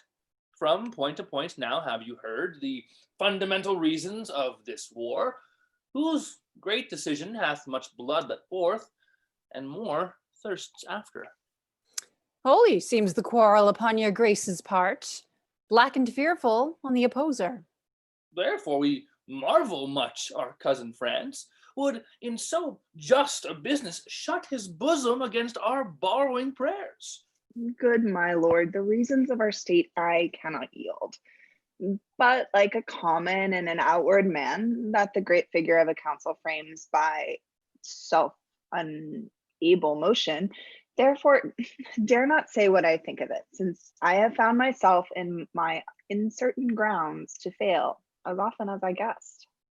Be it his pleasure. But I am sure the younger of our nature, the surfeit on their ease, will day by day come here for physic. Welcome shall they be, and all the honors that can fly from us shall on them settle. You know your place as well. When better fall for your avails, they fell. Tomorrow, to the field. Flourish, exeunt. Scene 2, Roussillon, the Count's palace. Enter Countess and Clown. It hath happened all as I would have had it, save that he comes not along with her. By my troth, I take my young lord to be a very melancholy man. By what observance, I pray you? Why, he will look upon his boot and sing, mend the ruffle and sing, ask questions and sing, pick his teeth and sing. I know a man that had this trick of melancholy, sold a goodly manor for a song. Let me see what he writes and when he means to come. I have no mind to Isabel since I was at court. Our old Ling and our Isabels of the country are nothing like your old Ling and your Isabels of the court. The brains of my Cupids knocked out, and I begin to love, as an old man loves money with no stomach. What have we here? E'en that you have there. I have sent you a daughter-in-law. She hath recovered the king and undone me. I have wedded her, not bedded her, and sworn to make the not eternal. You shall hear I am run away. I know it before the report come. If there be breadth enough in the world, I will hold a long distance my duty to you, your unfortunate son, Bertram. This is not well. Rash and unbridled boy, to fly the favors of so good a king, to pluck his indignation on the head by the misprizing of a maid too virtuous for the contempt of empire. Clown. Oh, madam, yonder is heavy news within between two soldiers and my young lady. What's the matter? Nay, there's some comfort in the news, some comfort. Your son will not be killed so soon as I thought he would. Why should he be killed? So say I, madam, if he run away, as I hear he does. The danger is in standing to it. That's the loss of men, though it be the getting of children. Here they come, they will tell you more. For my part, I only hear your son was run away. Exit. Enter Helena and 2 gentlemen. Save you, good madam. Madam, my lord is gone, forever gone. Do not say so. Upon patience. Pray you, gentlemen, I have felt so many quirks of joy and grief that the first face of neither on the start can woman be unto it. Where is my son, I pray you? Madam, he's gone to serve the Duke of Florence. We met him thitherward, for thence we came, and after some dispatch in hand at court, thither we bend again. Look on his letter, madam. Here's my passport. When thou canst get the ring upon my finger, which never shall come off, and show me a child begotten of thy body, that I am father, then call me husband. But in such a then, I write a never. This is a dreadful sentence. Brought you this letter, gentlemen? Aye, madam, and for the content's sake are sorry for our pain. I prithee, lady, have a better cheer. If thou engrossest all thy griefs are thine, thou robb'st me of a moiety. He was my son. But I do wash his name out of my blood, and thou art all my child. Towards Florence is he? Aye, madam. And to be a soldier? Such is his noble purpose, and believe it, the Duke will lay upon him all the honor that good convenience claims. Return you thither? Aye, madam, with the swiftest wing of speed. I have no wife, I have nothing in France. It's bitter. Find you that there? Aye, madam. 'Tis but the boldest of his hand, haply which his heart not consenting to. Nothing in France until he have no wife. There's nothing here that is too good for him, but only she. And she deserves a lord that 20 such rude boys might tend upon and call her hourly mistress. Who was with him? A servant only, and a gentleman, which I have sometime known. Parolles, was it not? Aye, my good lady, he. A very tainted fellow and full of wickedness. My son corrupts a well-derived nature with his inducement. Indeed, good lady, the fellow has a deal of that too much, which holds him much to have. You're welcome, gentlemen. I will entreat you, when you see my son, to tell him that his sword can never win the honor that he loses. More I'll entreat you written to bear along. We serve you, madam, in that and all your worthiest affairs. Not so, but as we change our courtesies, we'll draw you near. Exeunt Countess and gentlemen. Till I have no wife, I have nothing in France. Nothing in France until he has no wife. Thou shalt have none, Rosignon, none in France. Then hast thou all again. Poor Lord, is't I that chase thee from thy country and expose those tender limbs of thine to the event of the non-sparring war? And is it I that drive thee from the sportive court where thou wast shot at with fair eyes, to be the mark of smoky muskets? Oh, you leaden messengers that ride upon the violent spear of fire, fly with false aim, move the still peering air that sings with piercing, do not touch my lord.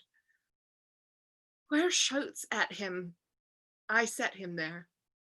Whoever charges on his forward beast, I am the caitiff that do hold him to it. And though I kill him not, I am the cause his death was so affected. Better 'twere I met the raven lion when he roared with sharp constraint of hunger. Better 'twere that all the miseries which nature owes were mine at once. No, come thou home, Rosignon, whence honor but of danger wins a scar, as oft it loses all. I will be gone. My being here is that holds thee hence. Shall I stay here to do it? No.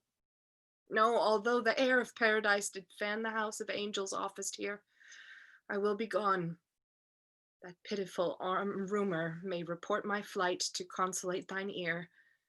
Come night and day, for with the dark poor thief I'll steal away.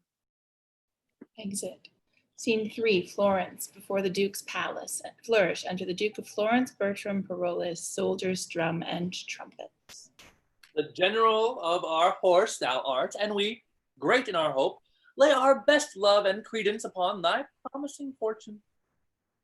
Sir, it is a charge too heavy for my strength, but yet will strive to bear it for your worthy sake, to the extreme edge of hazard. Then go thou forth, and fortune play upon thy prosperous helm as thy auspicious mistress. This very day, great Mars, I put myself into thy file. Make me but like my thoughts, and I shall prove a lover of thy drum, hater of love. Exeunt. Scene 4, Roussillon, the Count's palace. Enter Countess and Steward. Alas, and would you take the letter of her? Might you not know she would do as she had done by sending me a letter? Read it again. I am St. Jacques' pilgrim, thither gone. Ambitious love hath so in me offended. There barefort plod I the cold ground upon, with sainted vow my faults to have amended. Right, that from the bloody course of war my dearest master, your dear son, may high. Bless him at home in peace, whilst I from far his name with zealous fervor sanctify. His taken labors bid him me forgive. I, his despiteful Juno, sent him forth from courtly friends, with camping foes to live, where death and danger dogs the heels of worth. He is too good and fair for death and me, whom I myself embrace, to set him free. Oh, what sharp stings are in her mildest words. Rinaldo, you did never lack advice so much as letting her pass so. Had I spoke with her, I could have well diverted her intents, which thus she hath prevented.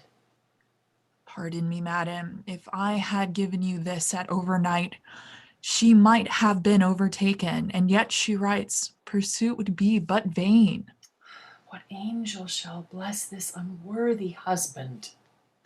He cannot thrive unless her prayers, whom heaven delights to hear and loves to grant, reprieve him with the wrath of greatest justice. Write, Rinaldo, to this unworthy husband of his wife.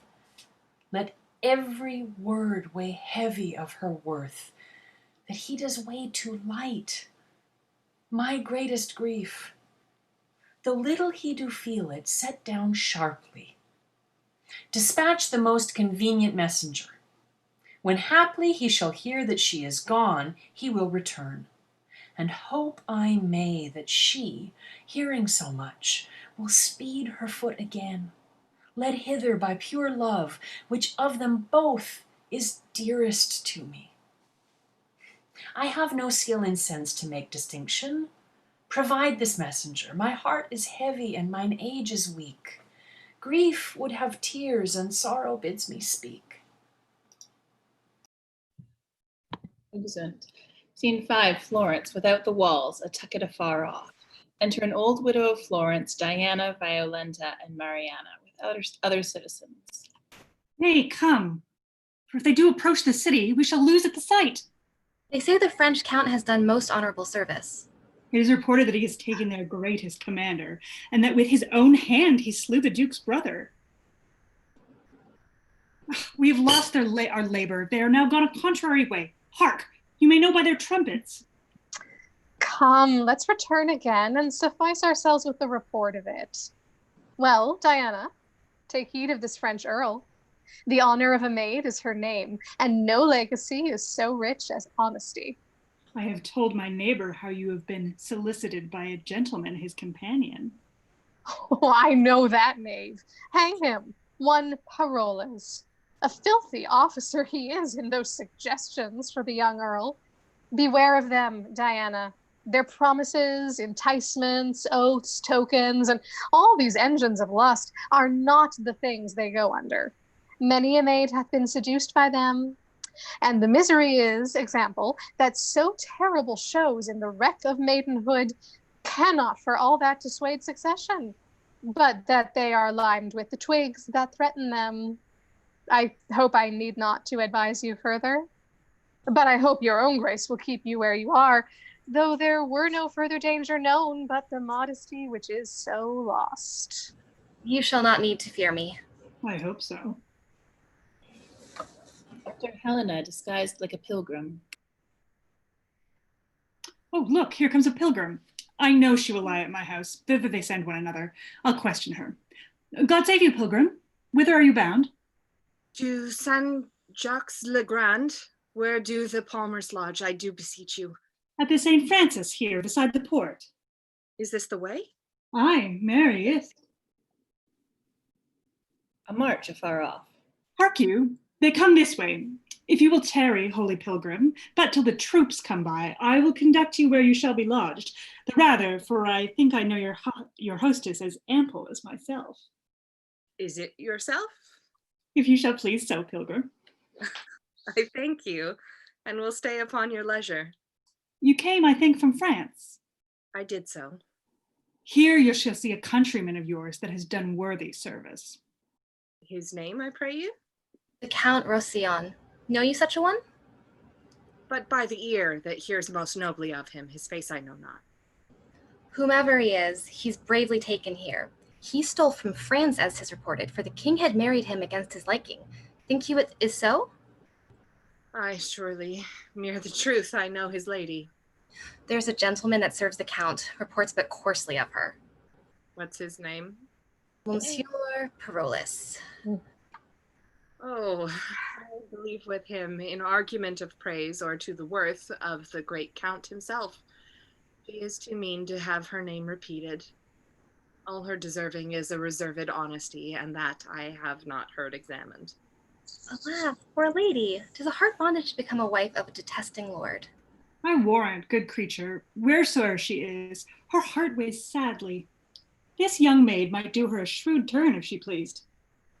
How do you mean? Maybe the amorous count solicits her in the unlawful purpose? He does indeed. And brooks withal that can in such a suit corrupt the tender honor of a maid. But she is armed for him and keeps her guard in honestest defense. The gods forbid else. Oh, so now they come. Drum and colors. Enter Bertram, Parolles, and the whole army. That is Antonio, the Duke's eldest son. That Aeschylus. Which is the Frenchman? That with the plume. 'Tis a most gallant fellow. I would that he loved his wife. If he were honester, he were much goodlier. Is it not a handsome gentleman? I like him well. 'Tis pity he is not honest. Oh, yon's the same maid that leads him to these places.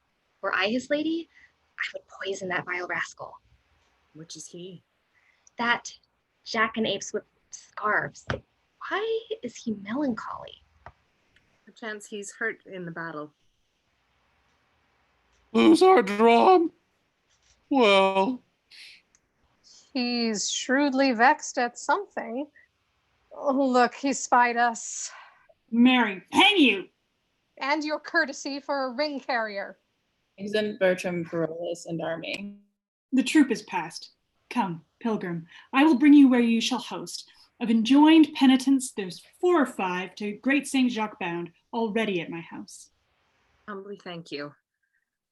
Please at this matron and this gentle maid to eat with us tonight. The charge in thanking shall be for me, and to requite you further, I will bestow some precepts of this virgin worthy a note. We'll take your offer kindly. Exeunt. Scene 6. Camp before Florence. Enter Bertram and the 2 French lords. Nay, my good lord, put him to it. Let him have his way. If your lordship find him not a hilding, hold me no more in your respect. On my life, lord, a bubble. You think I'm so far deceived in him? Believe it, my lord, in mine own direct knowledge, without any malice, but to speak of him as my kinsman, he's a most notable coward, an infinite and endless liar, an hourly promise breaker, the owner of no one good quality worthy your lordship's entertainment. It were fit you knew him, lest reposing too far in his virtue, which he hath not, he might at some great and trusty business in a main danger fail you. I would I knew in what particular action to try him.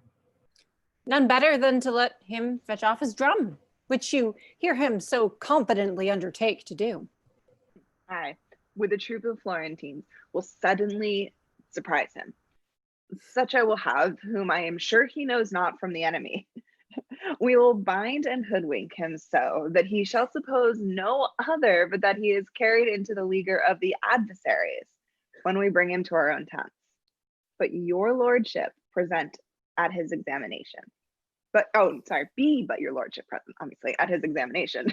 If he do not, for the promise of his life, and in the highest compulsion of base fear, offer to betray you and deliver all the intelligence in his power against you, and that with the divine forfeit of his soul upon oath. Never trust my judgment in anything. Oh, for the love of laughter, let him fetch his drum. He says he has a stratagem for it. When your lordship sees the bottom of his success in it, into what metal this counterfeit lump of ore will be melted, if you give him not John Drum's entertainment, your inclining cannot be removed. Oh, here he comes. Enter Parolles. Oh, for the love of laughter, hinder not the honor of his design. Let him fetch off his drum in any hand. How now, monsieur? This drum sticks sorely in your disposition. Pox on it. Let it go, 'tis but a drum. But a drum? Is't but a drum? A drum so lost. There was excellent command to charge in with our horse upon our own wings and to rend our own soldiers. Oh. That was not to be blamed in the command of service. It was a disaster of war that Caesar himself could not have prevented if he had been there to command. Well, we cannot greatly condemn our success. Some dishonor we had in the loss of that drum, but it is not to be recovered. It might have been recovered. It might, but it is not now. It is to be recovered, but that the merit of service is seldom attributed to the true and exact performer. I would have that drum, or another, or hick jackets. Why, if you have a stomach to it, monsieur, if you think your mystery in stratagem can bring this instrument of honor again into his native quarter, be magnanimous in the enterprise and go on. I will grace the attempt for a worthy exploit. If you speed well in it, the Duke shall both speak of it and extend to you what further becomes his greatness, even to the utmost syllable of your worthiness. By the hand of a soldier, I will undertake it. But you must not now slumber in it. I'll about it this evening, and I will presently pen down my dilemmas, encourage myself in my certainty, put myself into my mortal preparation, and by midnight look to hear further from me. May I be bold to acquaint his grace? You are gone about it. I know not what success will be, my lord, but the attempt, I vow. I know thou art valiant, and to the possibility of thy soldiership will subscribe for thee. Farewell. I love not many words. Exit. No more than a fish loves water. Is not this a strange fellow, my lord, that so confidently seems to undertake this business, which he knows is not to be done, damns himself to do, and dares better be damned than to do it? You do not know him, my lord, as we do.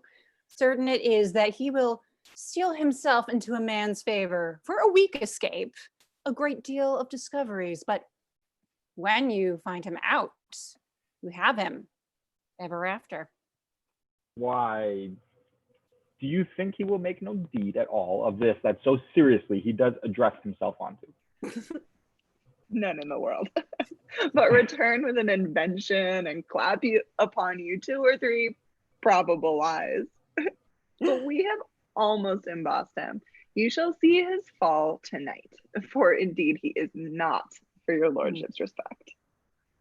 We'll make you some sport with the fox ere we case him. He was first smoked by the old Lord Le Feu when his disguise and he is parted.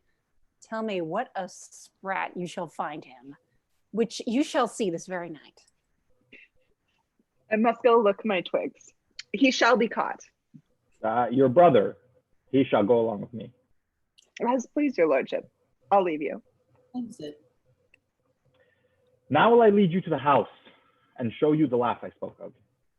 But you say she's honest? That's all the fault. I spoke with her but once and found her wondrous cold. But I sent to her by the same coxcomb that we have in the wind, tokens and letters which she did resend. And this is all I have done. She's a fair creature. Will you go see her? With all my heart, my lord. Exit. Scene 7, Florence, the widow's house. Enter Helena and widow. If you misdoubt me that I am not she, I know not how I shall assure you further, but I shall lose the grounds I work upon. Though my estate befallen, I was well born, nothing acquainted with these businesses, and would not put my reputation now in any staining act. Nor would I wish you. First, give me trust. The Count, he is my husband. And what your sworn counsel I have spoken is so from word to word, and then you cannot, by the good aid that I of you shall borrow, err in bestowing it. I should believe you, for you have showed me that which well approves your great infortune. Take this purse of gold. and let me buy your friendly help thus far, which I will overpay and pay again when I have found it. The count he woos your daughter, lays down his wanton siege before her beauty, resolved to carry her, let her in fine consent, as we'll direct her how 'tis best to bear it.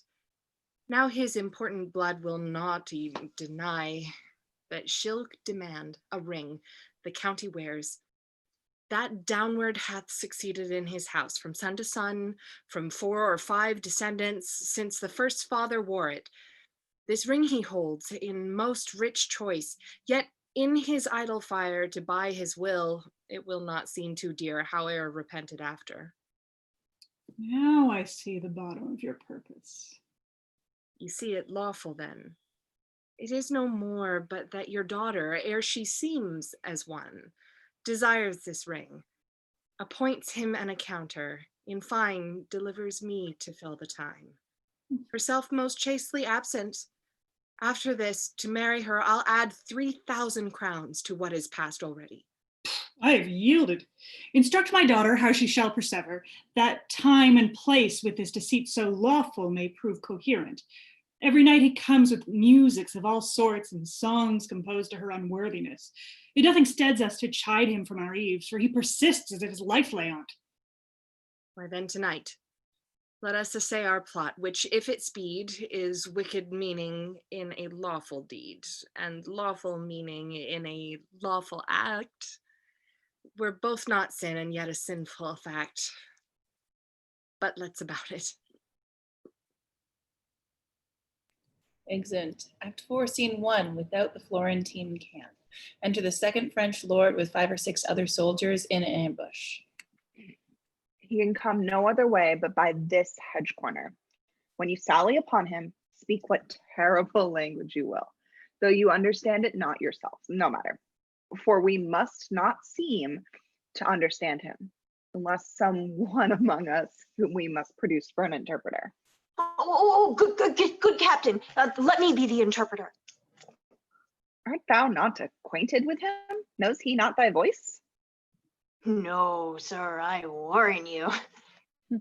But what, Lindsay Wolsey, hast thou to speak to us again? In such as you spake to me. He must think of some band of strangers in the adversary's entertainment. Now he hath a smack of all neighboring languages. Therefore, we must every one be a man of his own fancy, not to know what we speak to another. So we seem to know, is to know straight our purpose. Choose languages gabble enough and good enough. As for you, interpreter, you must seem very polite, or not politic, and politic. But couch, oh, here he comes. To beguile 2 hours in a sleep, and then to return and swear the lies he forges. De Perolis. 10 o'clock. Within these 3 hours, 'twill be time enough to go home. What shall I say I have done? It must be a very plausive invention that carries it. They begin to smoke me, and disgraces have of late knocked too often at my door. I find my tongue is too foolhardy. But my heart hath a fear of Mars before it had, and of his creature before it, and of his creatures, not daring the reports of my tongue. This is the first truth that e'er thine own tongue was guilty of. What the devil should move me to undertake the recovery of this drum, being not ignorant of the impossibility, and knowing I had no such purpose? I must give myself some hurts and say I got them in exploit. Yet slight ones will not carry it. They will say, "Came you off with so little?" And great ones I dare not give. Wherefore? What's the instance? Tongue, I must put you into a butter woman's mouth, and buy myself another of Bajazet's mule, if you prattle me into these perils. Is it possible he should know what he is and be that he is? I would the cutting of my garments would serve the turn, or the breaking of my Spanish sword, We cannot afford you, though. or the bearing of my beard, and to say it was in stratagem, Twould not do. or to drown my clothes and say I was stripped. Hardly serve. Though I swore I leapt from the window of the citadel. Oh, how deep? 30 fathom. 3 great oaths would scarce make that he be believed.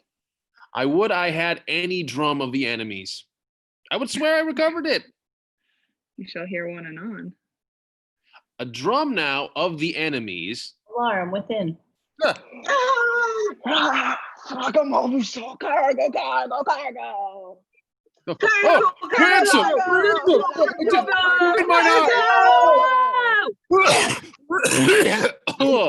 Blindfold him.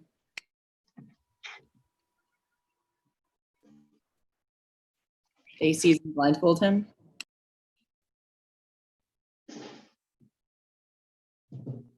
Who is first soldier? Oh. But I'm working off of, hang on.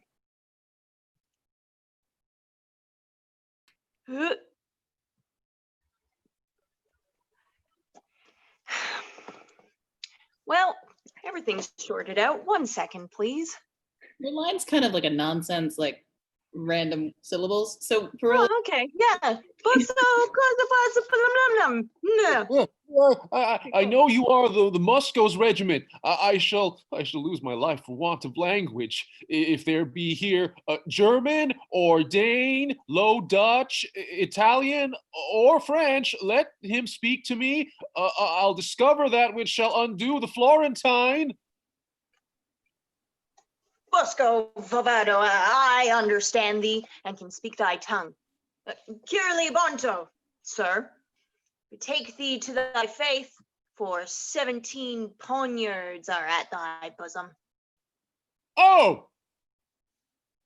Oh, pray, pray, pray. Menca Ravagna Dolce. Let's go, old self. The general is content to spare thee yet, and, hoodwinked as thou art, will lead thee on to gather from thee. Haply thou mayst inform something to save thy life. Oh, let me live. And all the secrets of our camp I'll show, their force, their purposes. Nay, I'll speak that which you will wonder at. But wilt thou faithfully? If I do not, damn me. Accordo, Linda. Come on, thou art granted space. Oh. exit with parole is guarded. A short alarm within. Go. Tell the Count Rousillon and my brother, we have caught the woodcock, and will keep him muffled so we do hear from them. Captain, I will. I will betray us all into ourselves. Inform on that. So I will, sir. Till then, I'll keep him dark and safely locked. Exit. Scene 2, Florence, the widow's house. Enter Bertram and Diana. They told me that your name was Fontabelle. No, my good lord. Diana.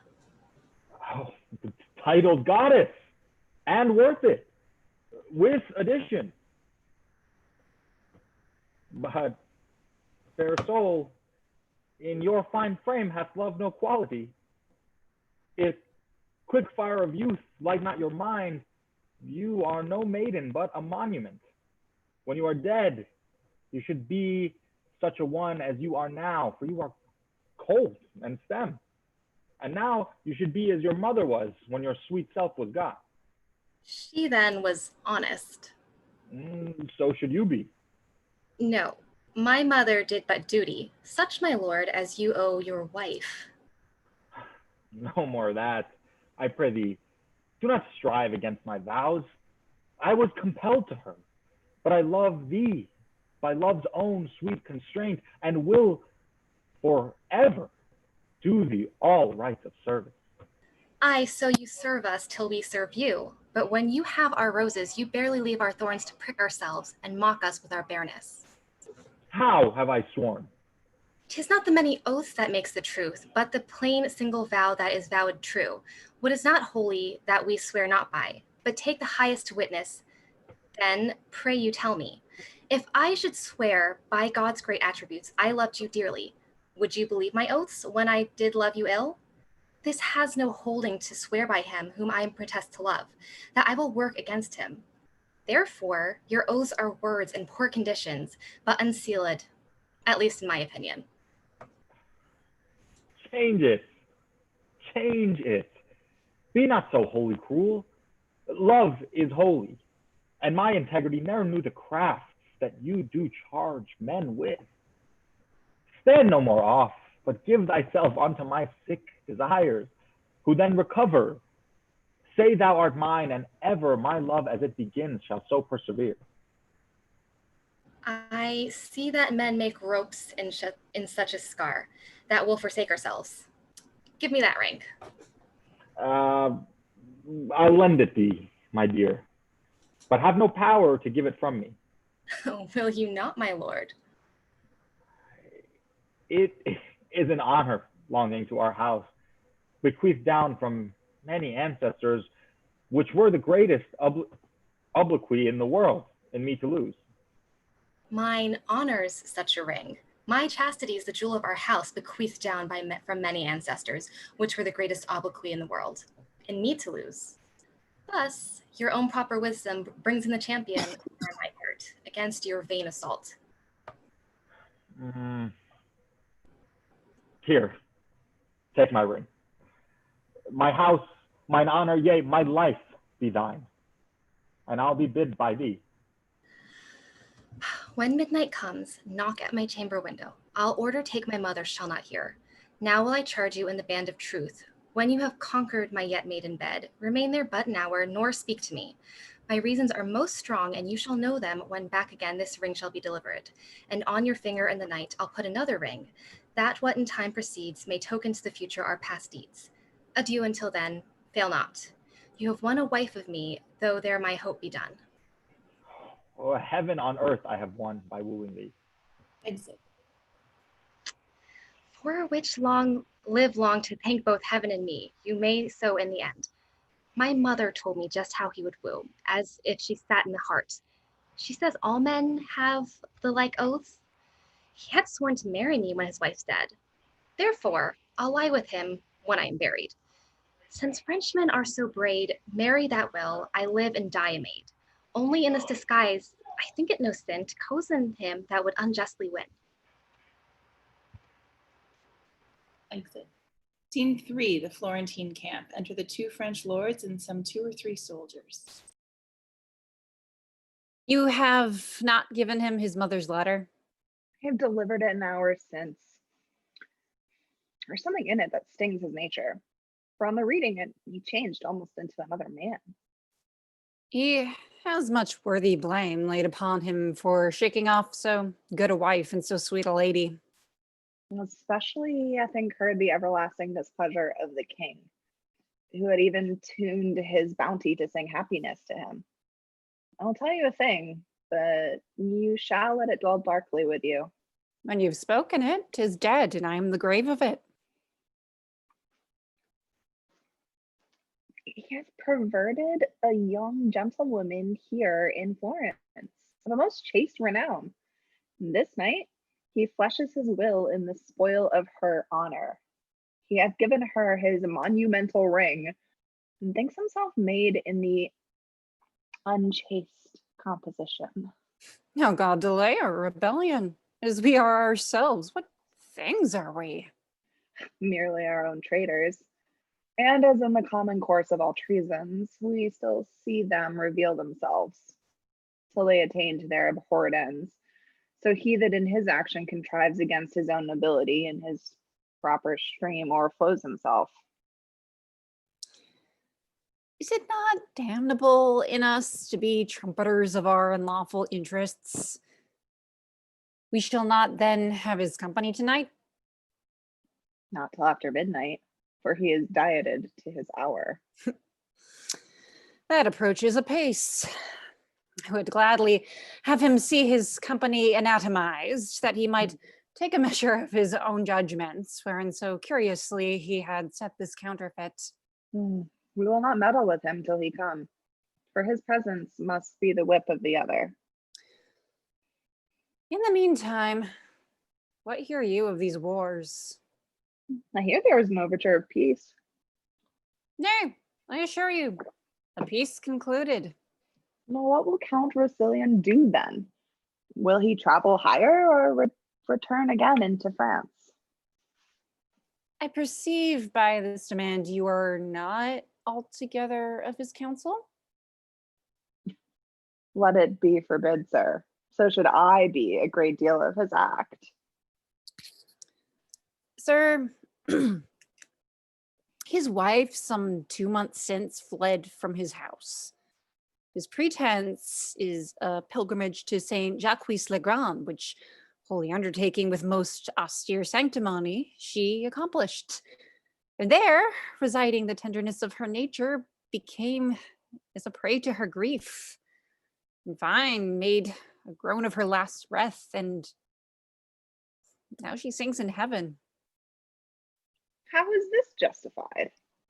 The stronger part of it by her own letters, which makes her story true, even to the point of her death.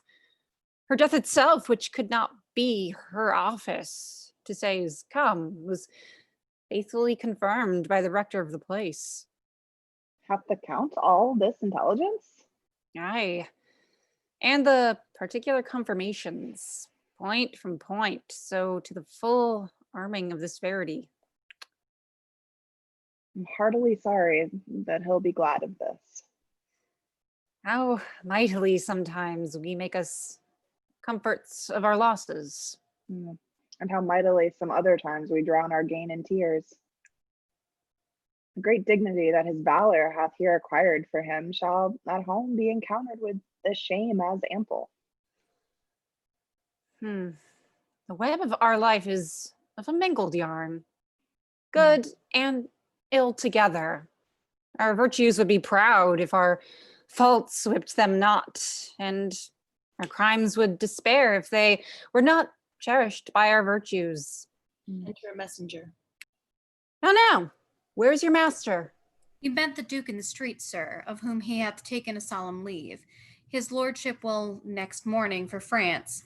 The Duke hath offered him the letters of commendations to the king. There shall be no more than needful there, if they were more than they can commend. They cannot be too sweet for the king's tartness. Here's his lordship now. Enter Bertram. How now, my lord? Is it not after midnight? I have tonight dispatched 16 businesses, a month's length apiece, by an abstract of success. I have conjured with the Duke, done my adieu with his nearest, buried a wife, mourned for her, writ to my lady mother I am returning, entertained my convoy, and between these main parcels of dispatch effected many nicer needs. The last was the greatest, but that I have not yet ended. If the business be of any difficulty, and this morning your departure hence, it requires some haste of your lordship. I mean, the business is not ended, as fearing to hear of it hereafter. But shall we have this dialogue between the fool and the soldier? Come, bring forth this counterfeit module. He has deceived me like a double-meaning prophesizer. Bring him forth. Has sit in the stocks all night, poor gallant knave. No matter, his heels have deserved it, and usurping his spurs so long. How does he carry himself? I have told your lordship already, the stocks carry him. But to answer you as you would be understood, he weeps like a wench that hath shed her milk. He hath confessed himself to Morgan, whom he supposes to be a friar, from the time of his remembrance to this very instant disaster of his setting in the stocks. And what think you he hath confessed? Nothing of me, has he? His confession is taken, and it shall be read to his face. If your lordship be in it, as I believe you are, you must have the patience to hear it. Enter Parolles, guarded, and first soldier. A plague upon him. Muffled, he can say nothing of me. Hush, hush. Good man comes, Portotarosa. Oh, he calls for the tortures. What will you say without him? I will confess what I know without constraint. If you pinch me like a pasty, I can say no more. Bosco, Chimercho. Pobli bindo chicormuco. You are a merciful general. Our general bids you answer to what I shall ask you out of a note. And truly as I hope to live. First, demand of him how many horse the Duke is strong. What say you to that? 5 or 6,000, but very weak and unserviceable. The troops are all scattered, and the commander is very poor rogues upon my reputation and credit, and as I do hope to live.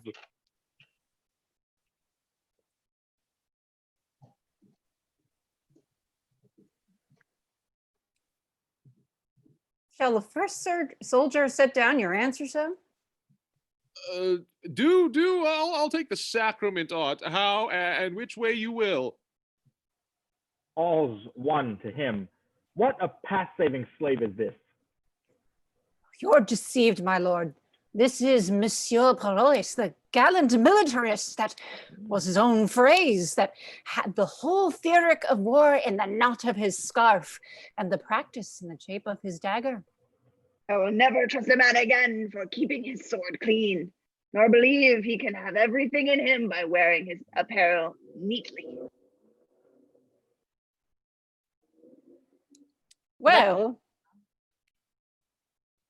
that's that down. 5 or 6,000 horse, I said. I will say true, or thereabout. Sit down, for I'll speak truth. He's very near the truth in this. But I con him no thanks for it, in the nature he delivers it. Poor rogues, I pray you say.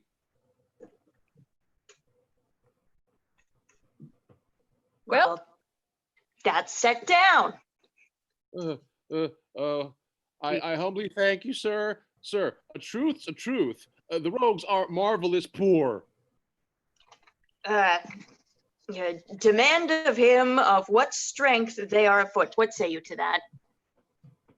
By my troth, sir, if I were to live this present hour,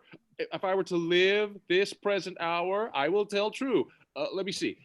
Spirio, 150. Sebastian, so many. Carambus, so many. Jacques, so many. Giltian, Cosmo, Lodowick, and Gratii, 250 each. Mine own company, Chittifer, Vaumont, Bentii, 250 each, so that the muster file, rotten and sound, upon my life, amounts not to 15,000 pole. Half of the which dare not shake snow from off their cassocks, lest they shake themselves to pieces. What shall be done to him?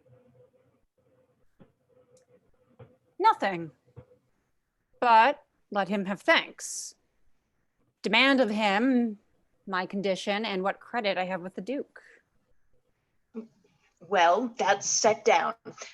You shall demand of him whether one Captain Dumaine be in the camp, a Frenchman, what his reputation is with the Duke, what his valor, honesty, and expertness in wars, or whether he thinks it were not possible with well-weighing sums of gold to corrupt him with revolt.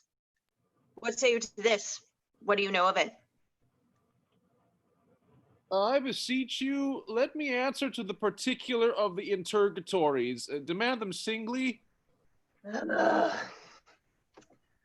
Do you know this Captain Dumaine? I know him. It was a botcher's apprentice in Paris. from whence he was whipped for getting the Shreve's fool with child. A dumb innocent, that could not say him nay. Nay, by your leave, hold your hands, though I know his brains are forfeit to the next tile that falls. Well, is this captain in the Duke of Florence's camp? Upon my knowledge, he is, and lousy. Nay, look not so upon me. We shall hear of your lordship anon. What is his reputation with the Duke? The Duke knows him for no other but a poor officer of mine, and writ to me this other day to turn him out of the band. I think I have his letter in my pocket. Mary, we'll search. In good sadness, I do not know. Either it is there, or it is upon a file with the Duke's other letters in my tent. Yep, here it is. Here's a paper. Shall I read it to you? I do not know if it be it or no. Our interpreter does it well.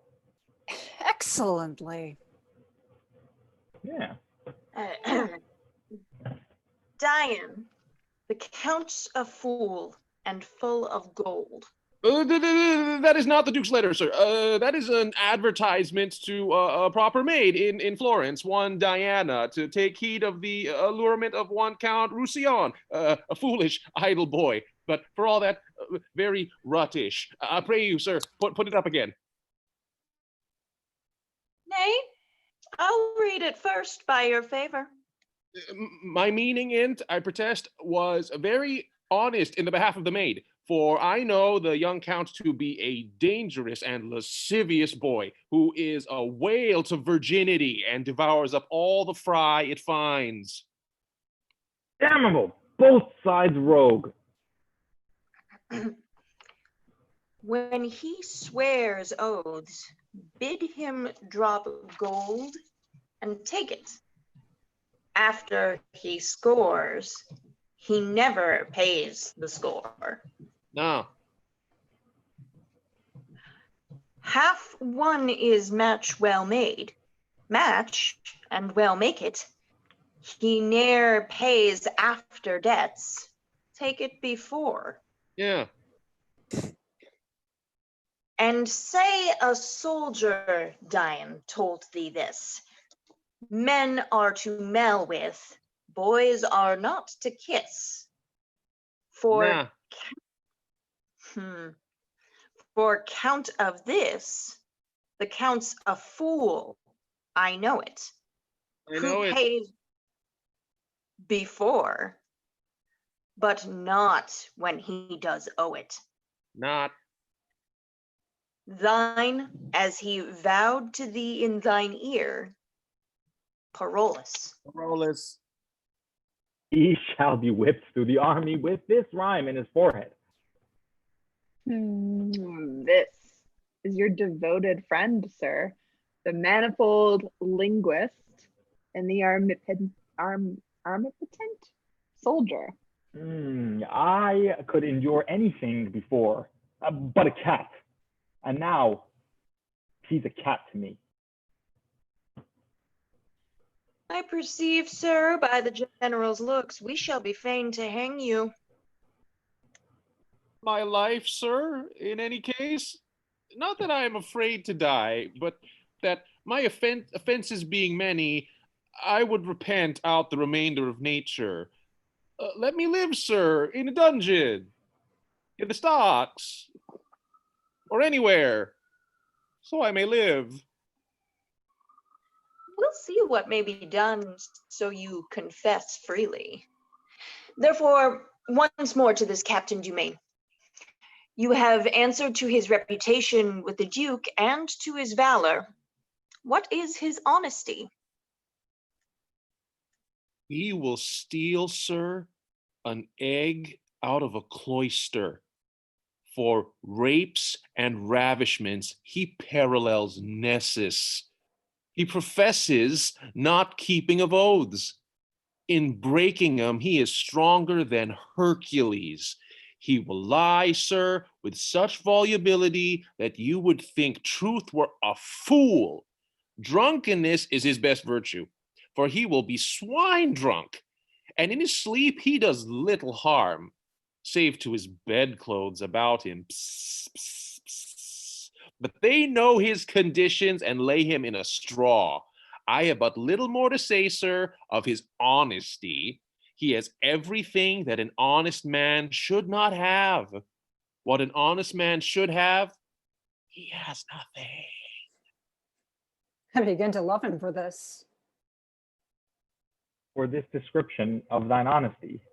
A pox upon him for me. He's more and more a cat. What say you to his expertness in war? Faith, sir, he has led the drum before the English tragedians. To belie him, I will not, and more of his soldiership I know not, except in that country he had the honor to be the officer at a place there called Mile End, to instruct for the doubling of files. I would do the man what honor I can, but of this I am not certain. He has out-villained villainy so far that the rarity redeems him. A pox on him. He's a cat. Still. His qualities being at this poor price, I need not to ask you if gold will corrupt him to revolt. Sir, for a quart de sous, he will sell the fee simple of his salvation, the inheritance of it, and cut the entail from all remainders, and a perpetual succession for it perpetually. What's of his brother, the other Captain Germain? Why does he ask him of me? What's he? In a crow of the same nest, not altogether so great as the first in goodness, but greater a great deal in evil. He excels his brother for a coward, yet his brother is reputed one of the best that is. In a retreat, he outruns any lackey. Marry, in coming on, he has the cramp. If your life be saved, will you undertake to betray the Florentine? Aye. And the captain of his horse, Count Roussillon. I'll whisper with the general and know his pleasure. Oh, no more drumming. A plague of all drums, only to seem to deserve well, and to beguile the supposition of that lascivious young boy, the Count, have I run into this danger. Yet who would have suspected an ambush where I was taken? There is no remedy, sir, but you must die. The general says you that have so traitorously discovered the secrets of your army and made such pestiferous reports of men very nobly held can serve the world for no honest use. Therefore you must die. Come, headsman, off with his head. Oh, Lord, sir, let me live, or let me see my death. That shall you, and take your leave of all your friends. Unblinding him. So, look about you. Know you any here? Good morrow, noble captain. God bless you, Captain Parolles. God save you, noble captain. Captain, what greeting will you to my Lord LeFou? I am for France. Good captain. Will you give me a copy of the sonnet you writ to Diana in behalf of the Count Roussillon? And I were not a coward, I'd compel it of you. But fare you well. Exent Bartram and Lords.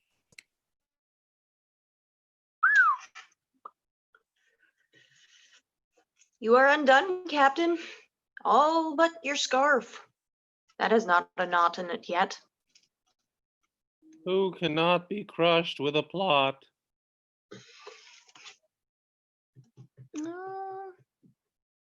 If you could find out a country where but women were that had received so much shame, you might begin an impudent nation. Very well, sir. I am for France too. We shall speak of you there. Exit with soldiers.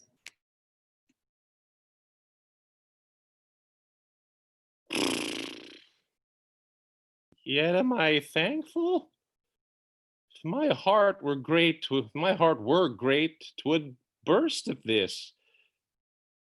Captain, I'll be no more, but I will eat and drink and sleep as soft as Captain shall. Simply the thing I am shall make me live. Who knows himself a braggart, let him fear this, for it will come to pass that every braggart shall be found an ass. Rust sword, cool blushes, and Parolles live safest in shame. Being fooled by foolery thrive. There's place and means for every man alive. All after them. Exit. Scene 4, Florence, the widow's house. Enter Helena, widow, and Diana. You may well perceive I have not wronged you. One of the greatest in the Christian world shall be my surety. For those whose throne 'tis needful, ere I can perfect mine interest, to kneel. Time was, I did him a desired office, dear almost as his life, which gratitude through flinty Tartar's bosom would peep forth, and answer thanks. I duly am informed his grace is at Marseilles, to which place we have convenient convoy. You must know I am supposed dead. The army breaking, my husband hies him home, where heaven aiding, and by the leave of my good lord the king, will be before our welcome. Gentle madam, you never had a servant to whose trust your business was more welcome. Nor you, mistress. Even a friend whose thoughts more truly labor to recompense your love. Doubt not but heaven hath brought me up to be your daughter's dower, as it hath fated her to be my motive and helper to a husband.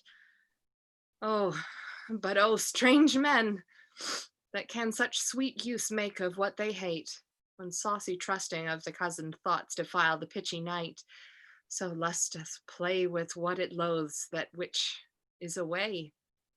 But more of this hereafter. You, Diana, under my poor instructions, yet must suffer something in my behalf. Let death and honesty go with your impositions. I am yours upon your will to suffer. Yeah, I pray you. But with the word, the time will bring on summer, when briars shall leave as well as thorns, and be as swept as sharp. We must away. Our wagon is prepared, and time revives us. All's well that ends well, still defines the crown. Whate'er the course, the end is the renown. Exit. Scene 5, Roussillon, the Count's palace. Enter Countess, Lafeu, and Clown. No, your son was misled with a snipped taffeta fellow there, whose villainous saffron would have made all the unbaked and doughy youth of the nation in his color. Your daughter-in-law has been alive at this hour, and your son here at home, more advanced by the king than by that red-tailed humblebee I speak of. I would I had not known him. It was the death of the most virtuous gentlewoman that ever nature had praised for creating. If she had partaken of my flesh and cost me the dearest groans of a mother, I could not have owed her a more rooted love. 'Twas a good lady, 'twas a good lady. We may pick 1,000 salads ere we light on such another herb. Indeed, sir, she was the sweet marjoram of the salad, or rather, the herb of grace. They are not herbs, you mean. They are nose herbs. I am no great Nebuchadnezzar, sir. I have not much skill in grass. Whither dost thou profess thyself, a knave or a fool? A fool, sir, at a woman's service. A knave at a man's. Your distinction. I would cozen the man of his wife and do his service. So you were a knave at his service indeed. And I would give his wife my bauble, sir, to do her service. I will subscribe for thee, thou art both knave and fool. At your service. No. Why, sir, if I cannot serve you, I can serve as great a prince as you are. Who's that? A Frenchman?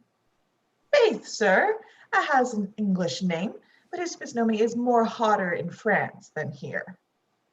What prince is that? The Black Prince, sir. Alias, the Prince of Darkness. Alias, the Devil. Hold thee, there's my purse. I give thee not this to suggest thee from thy master thou talkst of. Serve him still. I am a woodland fellow, sir, that always loved a great fire. And the master I speak of ever keeps a good fire. But sure, he is the prince of the world. Let his nobility remain in's court. I am for the house with the narrow gate, which I take to be too little for pomp to enter. Some that humble themselves may, but the many will be too chill and that tender, and they'll be for the flowery way that leads to the broad gates and the great fire. Go thy ways. I begin to be weary of thee, and I tell thee so before, because I would not fall out with thee. Go thy ways, let my horse be well looked to without any tricks. If I put any tricks upon them, sir, they shall be Jade's tricks, which are their own right by law of nature. Exit. A shrewd knave, and an unhappy. So he is. My lord that's gone made himself much sport out of him. By his authority he remains here, which he thinks is a patent for his sauciness. And indeed he has no pace, but runs where he will. I like him well, 'tis not amiss. And I was about to tell you, since I heard of the good lady's death, and that my lord your son was upon his return home, I moved the king my master to speak in behalf of my daughter, which in the minority of them both, his majesty, out of a self-gracious remembrance, did first propose.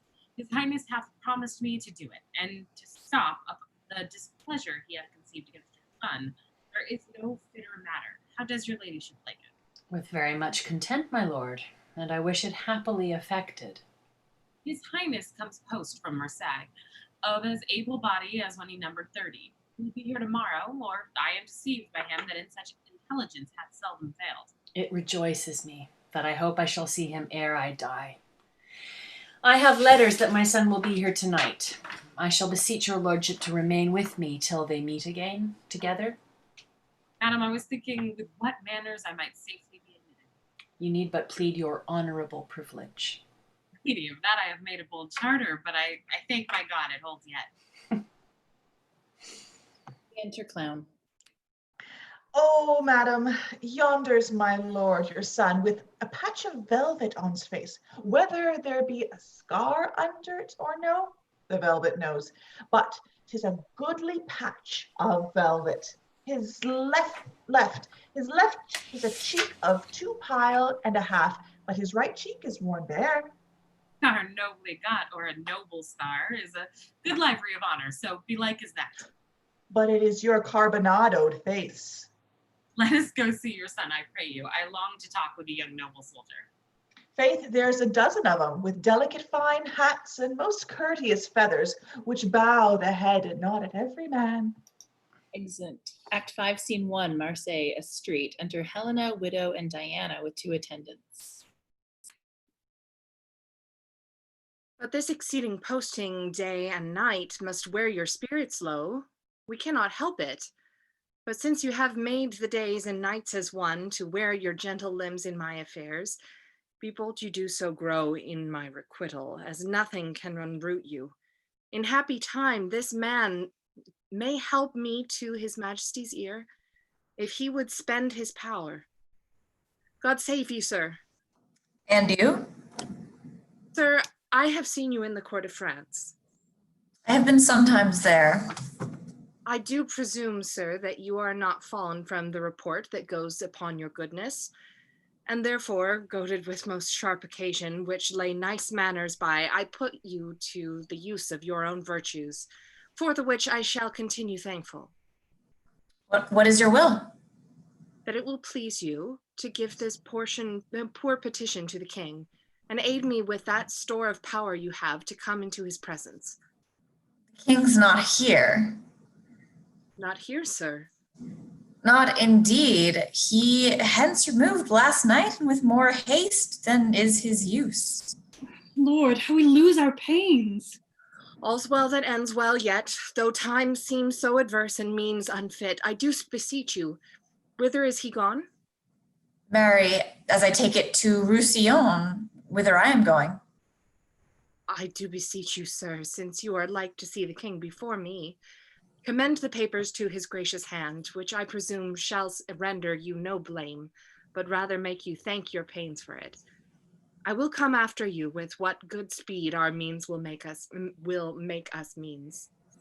This I'll do for you. And you shall find yourself to be well thanked, whate'er falls more. We must to horse again. Go, provide. Exit. Scene 2, Roussillon, before the Count's palace. Enter Clown and Parolles following.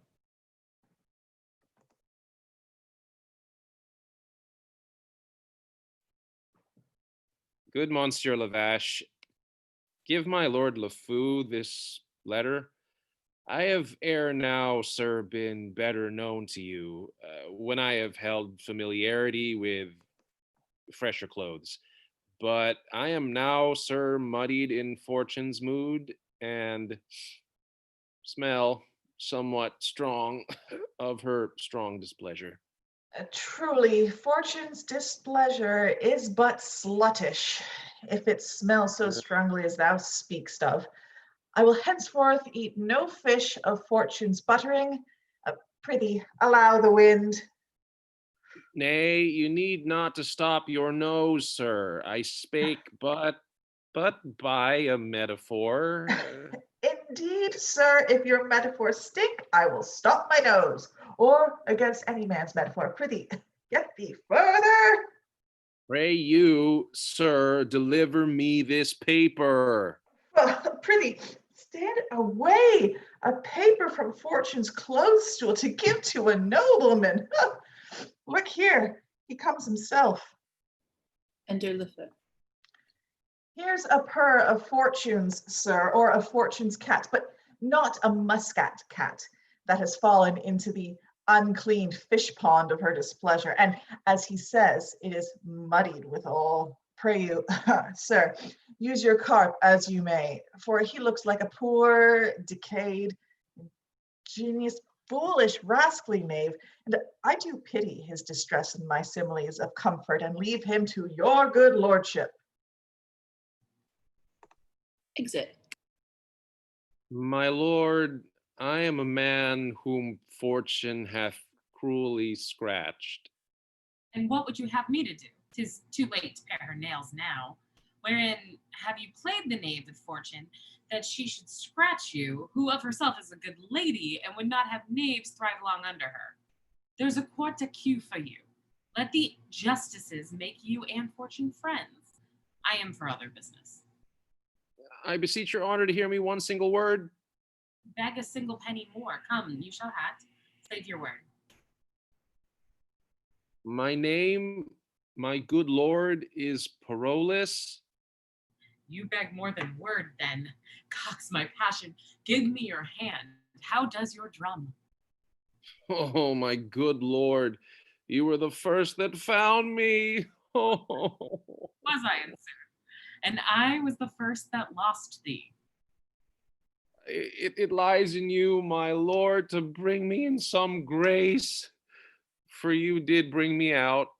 Out upon thee, knave. Dost thou put upon me at once both the office of God and the devil? One brings thee grace, and the other brings thee out. The king's coming, I know by his trumpets. Sirrah, inquire further after me. I had talk of you last night.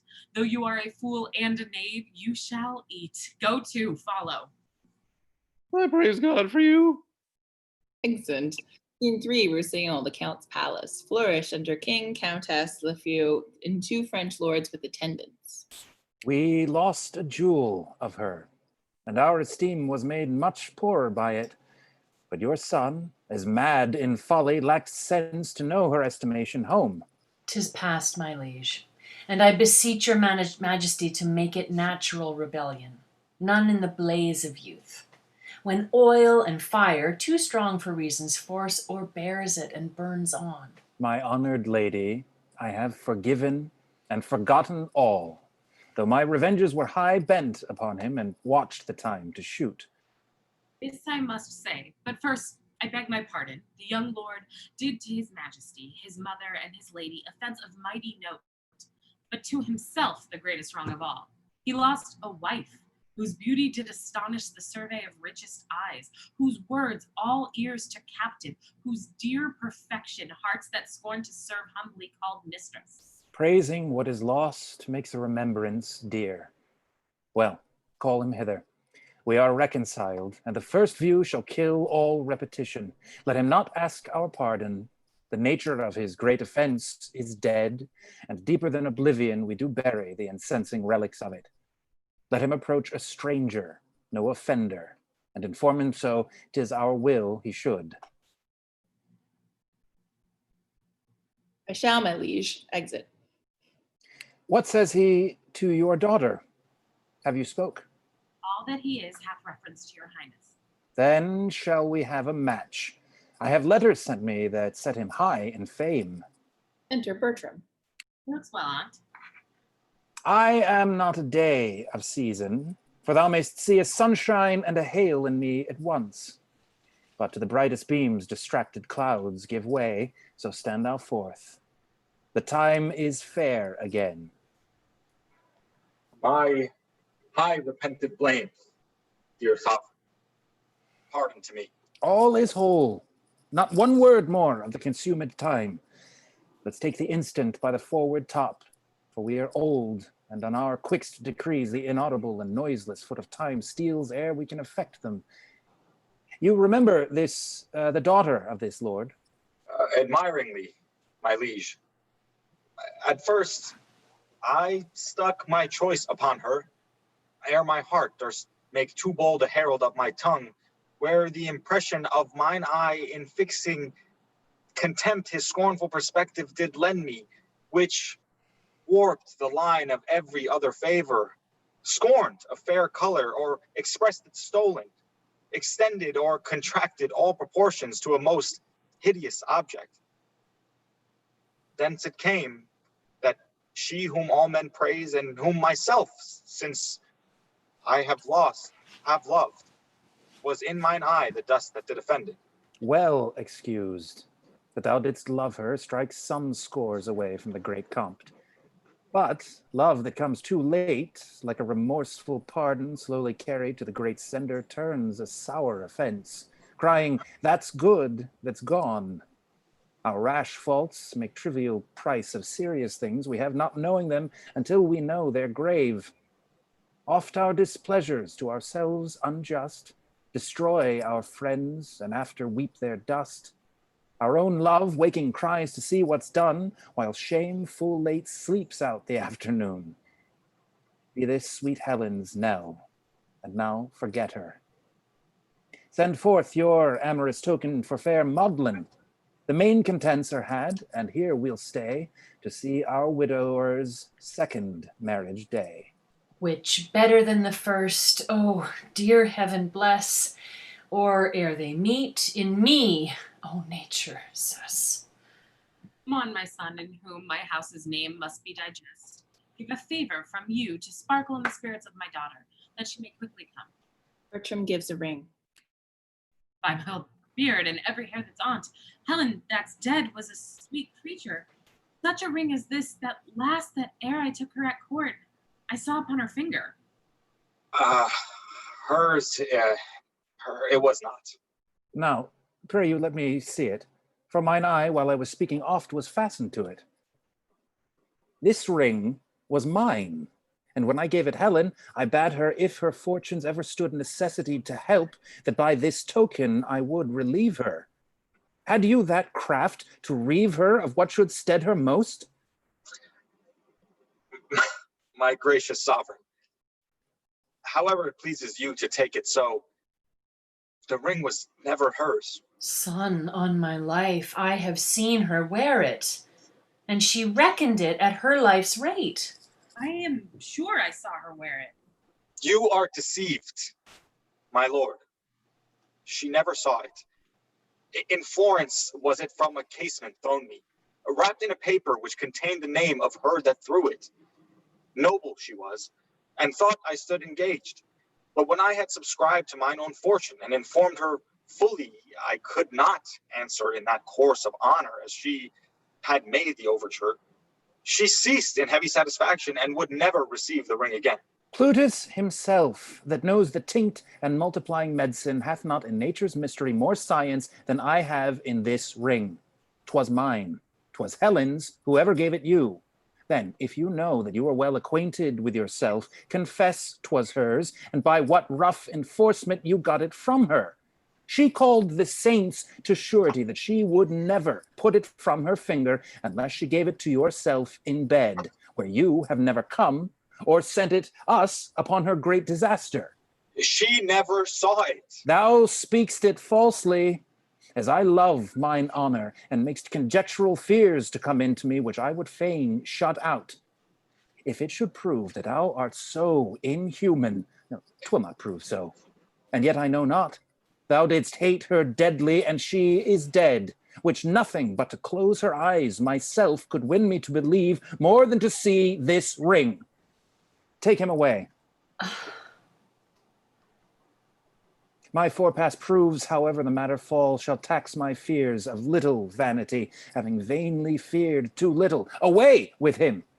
We'll sift this matter further. Guard, seize them. If you shall prove this ring was ever hers, you shall as easy prove that I husbanded her bed in Florence, where yet she never was. Exit guarded. I am wrapped in dismal thinkings. Enter a gentleman.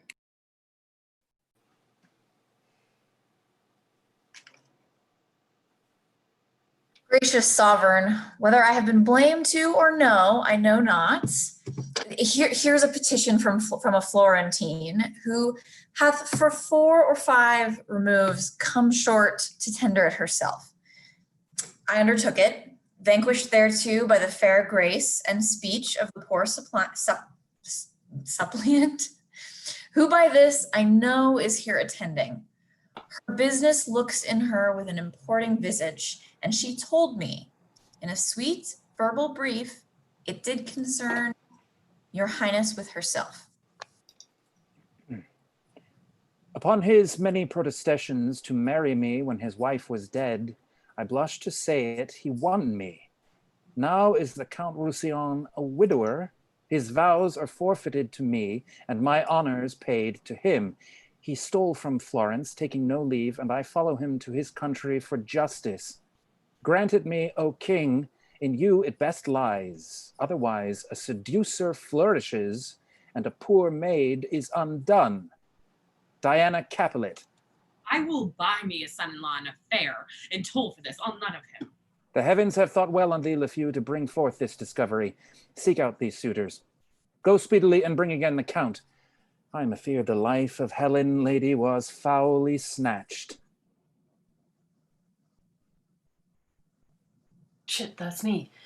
Now, justice on the doors. Re-enter Bertram guarded. I wonder, sir, sith wives are monsters to you, and that you fly them as you swear them lordship, yet you desire to marry. Enter widow and Diana. What woman's that? I am, my lord, a wretched Florentine, derived from ancient Capulet.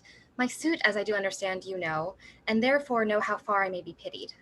I am her mother, sir, whose age and honor both suffer under this complaint we bring, and both shall cease without your remedy. Come hither, Count. Do you know these women? My lord, I neither can nor will deny, but that I know them. Do they charge me further? Why do you look so strange upon your wife? She's none of mine, my lord. If you shall marry, you give away this hand, and that is mine. You give away heaven's vows, and those are mine. You give away myself, which is known mine. For I by vow am so embodied yours that she which marries you must marry me, either both or none. Your reputation comes too short for my daughter. You are no husband for her. My lord, This is a fond and desperate creature whom sometime I have laughed with. Let your highness lay a more noble thought upon mine honor than to think that I would sink it here. Sir, for my thoughts, you have them ill to friend till your deeds gain them. Fairer prove your honor than in my thought it lies. Good my lord, ask him upon his oath if he does not think he had not my virginity. What sayest thou to her?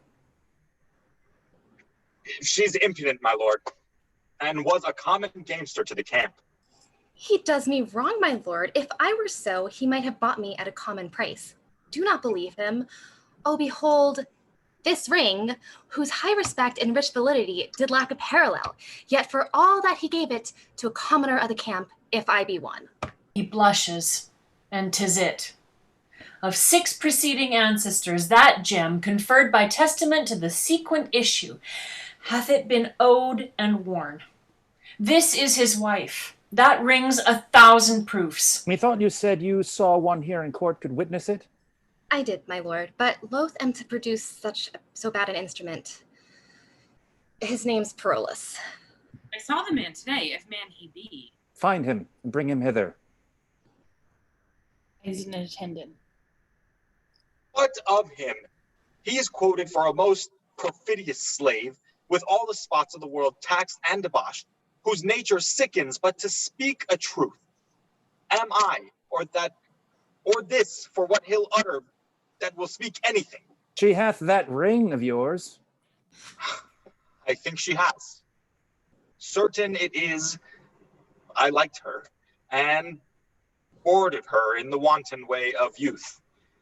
She knew her distance, and did angle for me, matting my eagerness with her restraint, as all impediments in fancy's course are motives of more fancy. And in fine, her infinite cunning with her modern grace subdued me to her rate. She got the ring, and I had that which any inferior might at market price have bought. I must be patient. You that have turned off a noble so first wife may justly die at me. I pray you yet. Since you lack virtue, I will lose a husband. Send for your ring, I will return it home, and give me mine again. I have it not. What ring was yours, I pray you? Sir, much like the same upon your finger. Know you this ring? This ring was his of late. And this was it I gave him, being a bed. The story then goes false. You threw at him out of a casement. I have spoken the truth. Enter Perolus. My lord, I do confess the ring was hers. You boggle shrewdly. Every feather starts you. Is this the man you speak of? Aye, my lord. Tell me, Sirrah, but tell me true, I charge you, not fearing the displeasure of your master, which on your just proceeding I'll keep off. By him and by this woman here, what know you? So please your majesty, my master hath been an honorable gentleman. Tricks he hath had in him, which gentlemen have... Come to the purpose. Did he love this woman? Faith, sir, he did love her, but how? How, I pray you? He did love her, sir, as a gentleman loves a woman. How is that?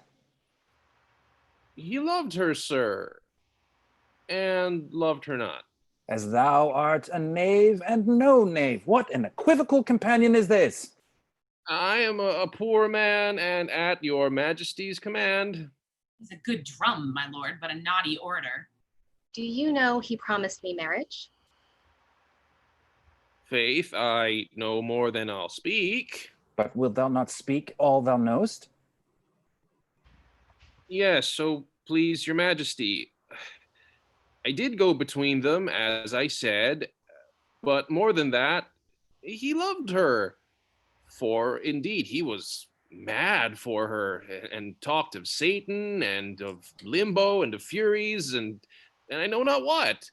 Yet I was in that credit with them at that time that I knew of their going to bed, and of other motions as promising her marriage and things which would derive me ill will to speak of.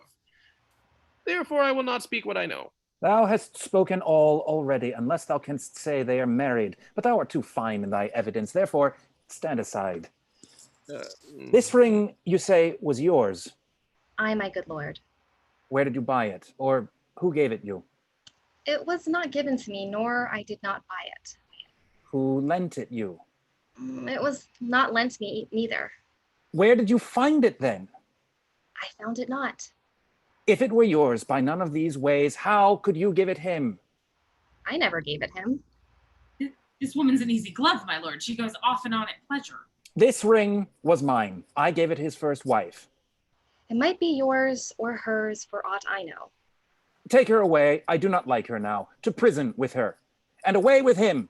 Unless thou tellst me where thou hadst this ring, thou diest within this hour. I'll never tell you. Take her away. I'll put in bail, my liege. I think thee now some common customer. By Jove, if ever I knew a man, 'twas you. Wherefore hast thou accused him all this while? Because he's guilty, and he is not guilty. He knows I am no maid, and he'll swear to it. I'll swear I am a maid, and he knows not. Great king, I am no strumpet by my life. I am either maid or else this old man's wife. She does abuse our ears. To prison with her. Good mother, fetch my bail. Stay, royal sir. The jeweler that owes the ring is sent for, and he shall surety me. But for this lord who hath abused me, as he knows himself, though yet he never harmed me, here quit him. He knows himself my bed he hath defiled, and at the same time he got his wife with child.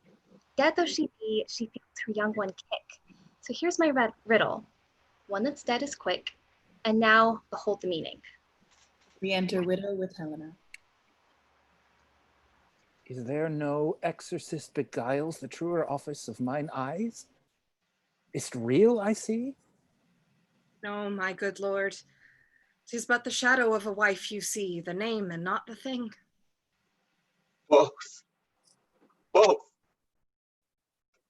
Oh, pardon. Oh, my good lord, when I was like this maid, I found you wondrous kind. There is your ring, and you look you, here's your letter. This it says, when from my finger you can get this ring and are by me with child, etc. This is done. Will you be mine, now you are doubly one? If she, my liege, can make me know this clearly, I'll love her dearly, ever, ever dearly.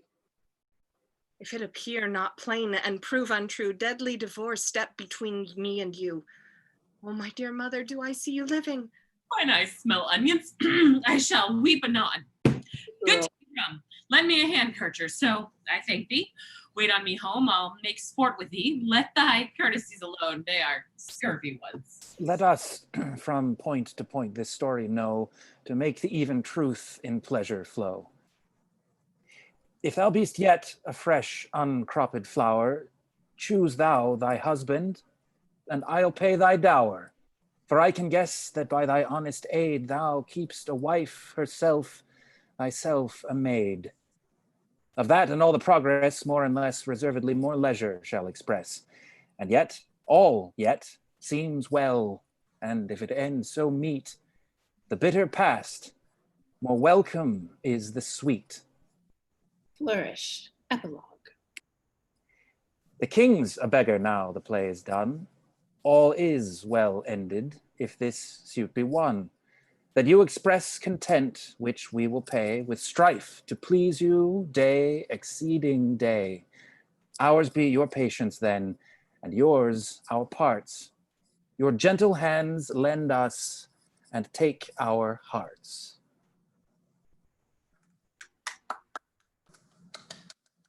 The end, yay.